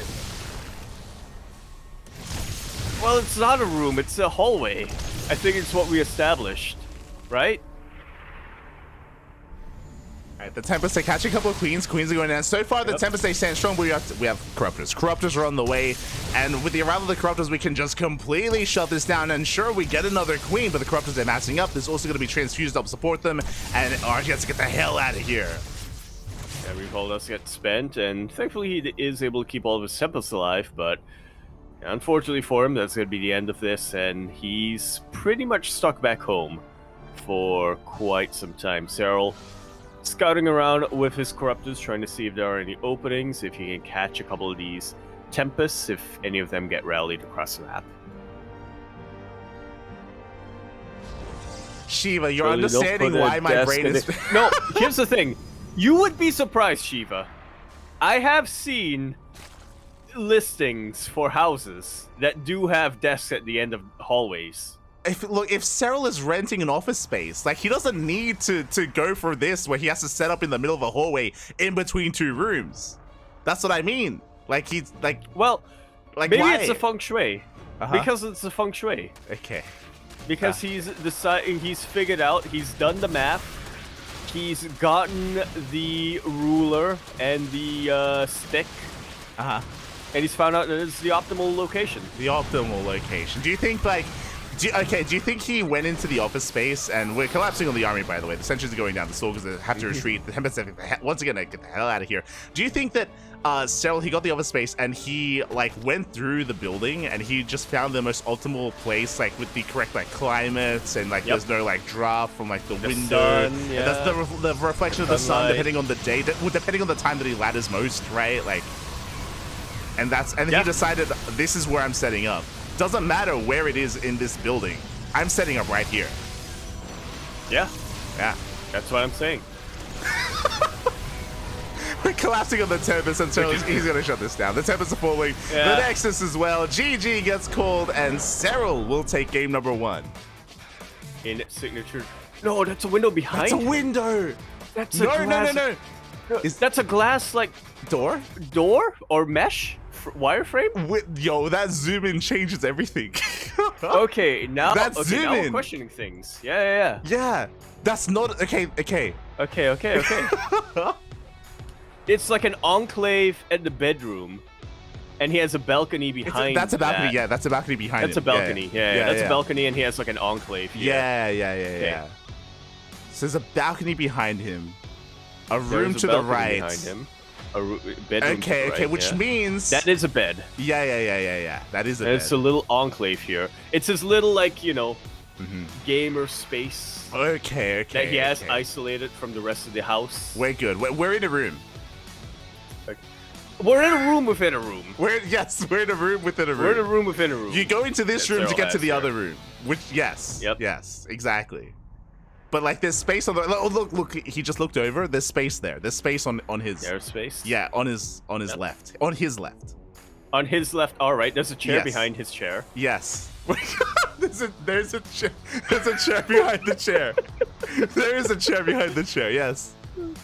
There's layers. What's going on right now? So anyway, final thoughts about that game. Just trademark Serral scouting and reaction. I mean, Very early scout from that, and here we are in game number 2. Top right, we have our blue Protoss player for Freight. It's Art. And in the bottom left, we do have Cyril for Basilisk. Jadolf brings up a good point. What if it's not actually a room? What do you mean it's not a room? What is it? It's a green screen. He's tricking us into believing it's a room. It's a green screen, mate. It's like just like the Matrix. There is no spoon, there is no room. He's breaking our minds. We have to break through. We have to learn Kung Fu. We have to wake up. Mm-hmm. But yeah. Well, okay, we've settled. There is another door on the right. Basically, Okay. so despite the framing is deceptive because it looks like he's stuck in between two door frames and a window, but because of the angle, it doesn't look like it. But there is space next to Cyril on his left, and there's another door coming into the room. So you have to go into his room to get into the room that's behind him. Yes. Yeah. Which may or may not be a balcony. Yeah. You know what? This is smart, actually. Uh-huh. This is smart because you have the balcony, and that's isolated. Uh-huh. And then you have the gaming enclave, which is sort of isolated. So if anybody like goes out there to smoke or whatever, you don't have to inhale the smoke. I'm assuming that Cyril has roommates. Okay. It's possible. That might not be the case. Now, is this the office space that he rented, or is this the barracks? His actual house. No, the barracks. Like his racks with his squad, you know? I don't think a barracks would have an enclave like this. Okay. But then again, I don't know Finland. Yeah, I don't know what Finnish racks look like. I don't know if it. You know, it is the Nordics. You know, everything is nicer there. You know how their prisons have like TVs and stuff. Mhm. I imagine that their military barracks are similar. Okay. Okay. See, it's a Finnish military psyop. True, it's working. It's working. They're That's saying, what it is, yeah. join the military. This is what our racks look like. Exactly. You too can have your own gamer enclave. Yeah. What you have to do is... But then there's a fine print. If you've won like 10 world championships or something like that. Yeah. This is like the high-class penthouse racks. Yep. It's a pen racks. Exactly. Yeah. It's not your normal racks. This is a racks with 10 reactors on It's it. a racks within a racks. Exactly. It's a racks stacked on top of racks, stacked on top of another racks. He's on the top floor of his rack. This is propaganda, yeah. This is Finnish propaganda, is what it is. Oh, God. Standard openers. In the previous We game, have of the course, best we had... raxes in the world. In the last game, we had a Tempest Rush, which alas got scattered, so Cyril was able to shut it down. The power behind a Tempest Rush is, of course, it being unscattered and catching the predator off guard. Here, we do have Art going for a hatch, going for his next door. Rax expand into Rax a Stargate. Yeah, standard opener. The Rax is on the mind. Standard opener here at Art. Standard opener. Okay. Okay. Okay. Gate expand. Wait. No, yeah, gate expand. Yeah, gate expand. Yeah. Yeah. It's just a, we're admiring the real estate. We're admiring the interior design of the Finnish racks. So We are. That's why racks expand is on our mind. Beautiful. I feel like Neo in the Matrix. We've seen things we shouldn't have seen. We've noticed things we shouldn't have noticed. We're gonna get woken up in the middle of bed, and it's gonna be the Finnish military. The Finnish knocking military down our door. They're gonna take us away. This is the last car. They're gonna take us away. They're gonna put us in the van. Yeah. They're gonna hit us with the Men in Black pen. We're gonna forget everything. We're gonna forget everything. But the VOD is gonna be archived. They're gonna scrub the VOD. It's gonna. They're not gonna scrub the VOD. They're gonna like deep fake it so that it sounds like we just ignored. We never mentioned. It sounds like we casted the game at all. It sounds like we actually talked about the game. Oh no! It's gonna sound like we casted game 1 of I versus Cyril. It's gonna sound like we did our job. Oh no! What a terrible fate. I wouldn't wish that on anyone. Oh my god. Art is going double robo mortal production, by the way. He's crazy. Yep. Yeah, I love this from Art. He is one of the wildest players. You know, we speak a lot about the Polish Protoss players coming out from Poland. Yeah, the Polish Protoss players. Yeah. Art is arguably the wildest out of all of them, which, you know, probably has to do with the fact that he spent a lot of time playing on the NA server. He spent a lot of time in Korea as well. Yeah, he spent a lot of time in Korea, and Art was, you know, has been refining himself over the years, and this is going to be really interesting. It looks like an all-in out of Art. Again, he's going for double robo, double immortal production. Gateways are on the way, Prism's on the way. This should be a timing with the War Prism moving out, and Cyril is a little bit in the dark. He is shutting down these Oracles quite hard. The Oracles have not done a lot of damage, but I'm sure Cyril is not expecting whatever the hell this is from Art. Yeah, I mean, likewise, right? Cyril hasn't been able to dive in with his Overlord, so we see her in the back, but it's gonna get scouted by the gold base, and Art can try to shut it down or commit to a push. Yeah, we're committing. We're moving out across the map with everything we have. We have Immortals, we have Sentries, we have a Soul Train-esque all-in here from Art. Now, Cyril is amassing an army. He did not over-drone. He droned up to 3-way saturation. 67 drones is what he has stopped at. But is it going to be enough? Does he have enough time to build up his Roach army? Because here comes the push. Here we go. Cyril setting up his concave already. But does he have enough? Does he have the numbers on his side? Yeah, the longer this goes on, the better it is for Cyril, by the way. Like, time is on Cyril's side. We have to go. We have to commit to this all-in. Stalkers are on the way. Zealots are reinforcing as well. I believe they're going to be vanilla Zealots, as there is no upgrade. There's no Twilight Council. Force fields are looking decent, but we are also working or burning through those force fields. That we are. Ravagers putting in a lot of work. Let's see if these charge lots are going to be able to tank enough shots here. Nice juggling coming out from Art.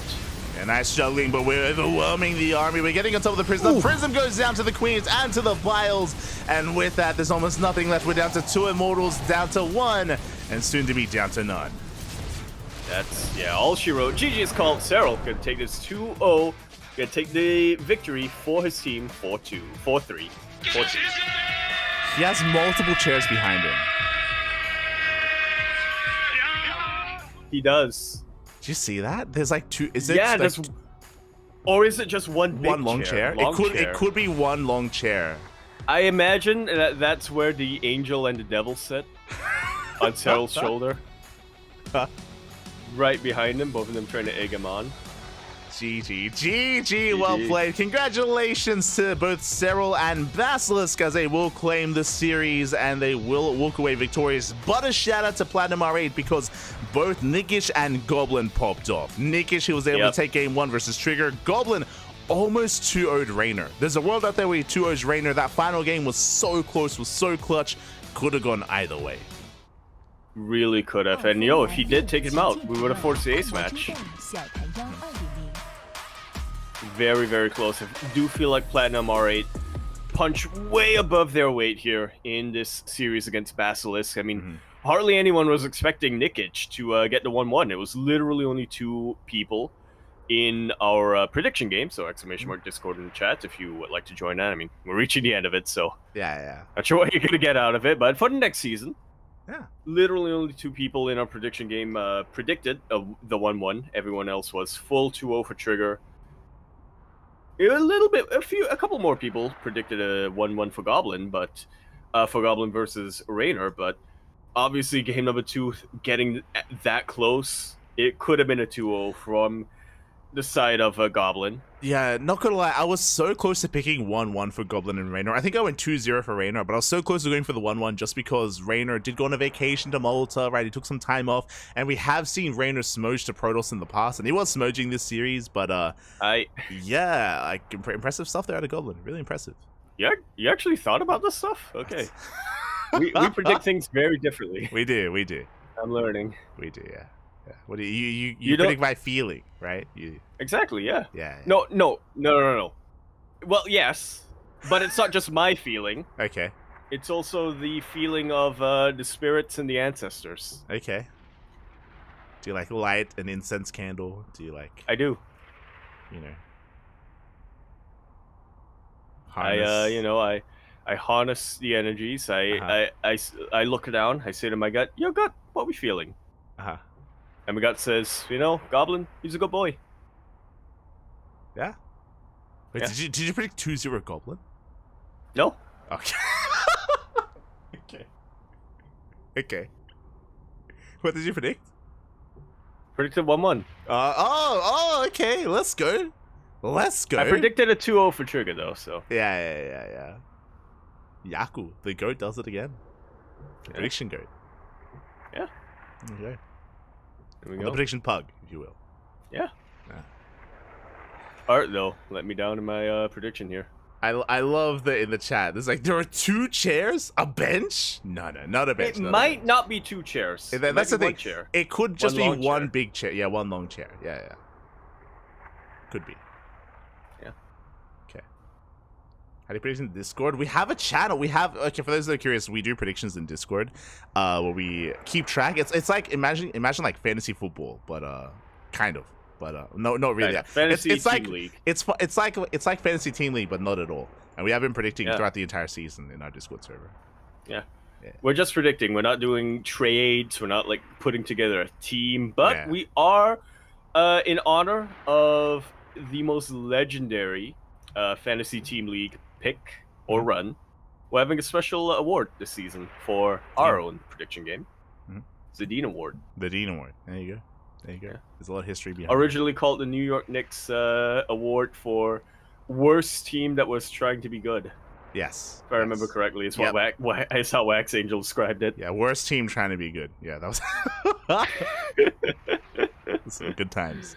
Yep. With that, though, we are done here for the day. So thank you, everyone, for tuning in. Thank you for watching this very chaotic cast of StarCraft. It was beautiful. Shout out to the winning teams, and we'll see you guys tomorrow for some more World Team League action. Not just that, tomorrow is going to be Master Swan Open and also the Wardy TV Summer Bash as well that we will also be casting. So we have a trifecta happening tomorrow. Yep. 3 in a row. That's going to be a long day. Oh yeah, it's going to be a long day, Papi. Yako, you going to be playing an MSO? I could. Ah. I think I'm eligible. I mean, I could in the sense that I'm eligible. Yeah. Yeah. We'll see. I'm probably going to be awake. Yeah. For those that are curious, tomorrow, the first up in less than 24 hours, we're going to be casting Master Swan Open. That is a tournament that we host and run, and it is for 4.8k or 4.7k MMR and below. So for Masters players, we changed it a bit. Yeah, I think we did lower it a little bit. There we go, 4.7. So 4.7k MMR and below. So Masters players are going to be duking it out tomorrow in our tournament. After that, it's going to be World Team League Day 2. After that, it's going to be the Wardy TV Summer Bash. There we go. Get your coffees ready. Yeah, I'm definitely going to be dare iced coffees. chowing down that coffee. Yeah. All right, with Is that, he playing tomorrow? That's a good. Maybe. Yeah, it might be. Yeah. We'll find out. Yeah. Do you have anything you want to say before we head off for the night? Chairs. Let's whiff them. We need to petition Cyril to do a little vlog. Do a or vlog, yeah. We need house tour. we need to figure out what the hell's going on in that office complex. Office tour, yeah. Yes. But even then, can we even believe what he shows us? Is it going to be like a deep fake, Finnish military psyop? That's what it'll seem, right? You'll think, wait a minute, how can this place from the outside, looking so small, have 10 rooms on the inside? Yeah. How? We saw that Gamer Enclave.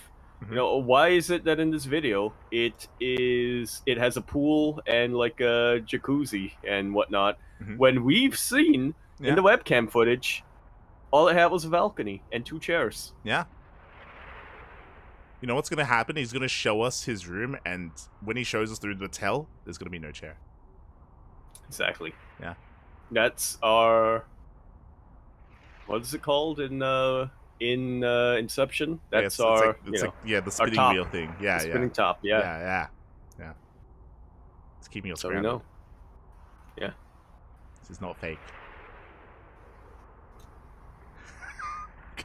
See you guys. I'm so tired. I'll see you guys tomorrow. Take care, everyone. 22 hours. It's gonna be amazing. It's gonna be a great long day of StarCraft tomorrow. Yako, get some rest as well. I could. You were losing it as well during the Rainer game against Goblin. You lost it, mate. It was over. I swear it took all of my attention and energy to not scream out Green Goblin lines from Spider-Man. Why? Because I saw the word goblin, and that's where my brain went. We'll rule the world together. We'll rule this. You and me could rule this city, Raynor. God. We could rule Alcyone. Oh, no. You and me could win this team league, Raynor. Oh, no. Or we could just draw the map.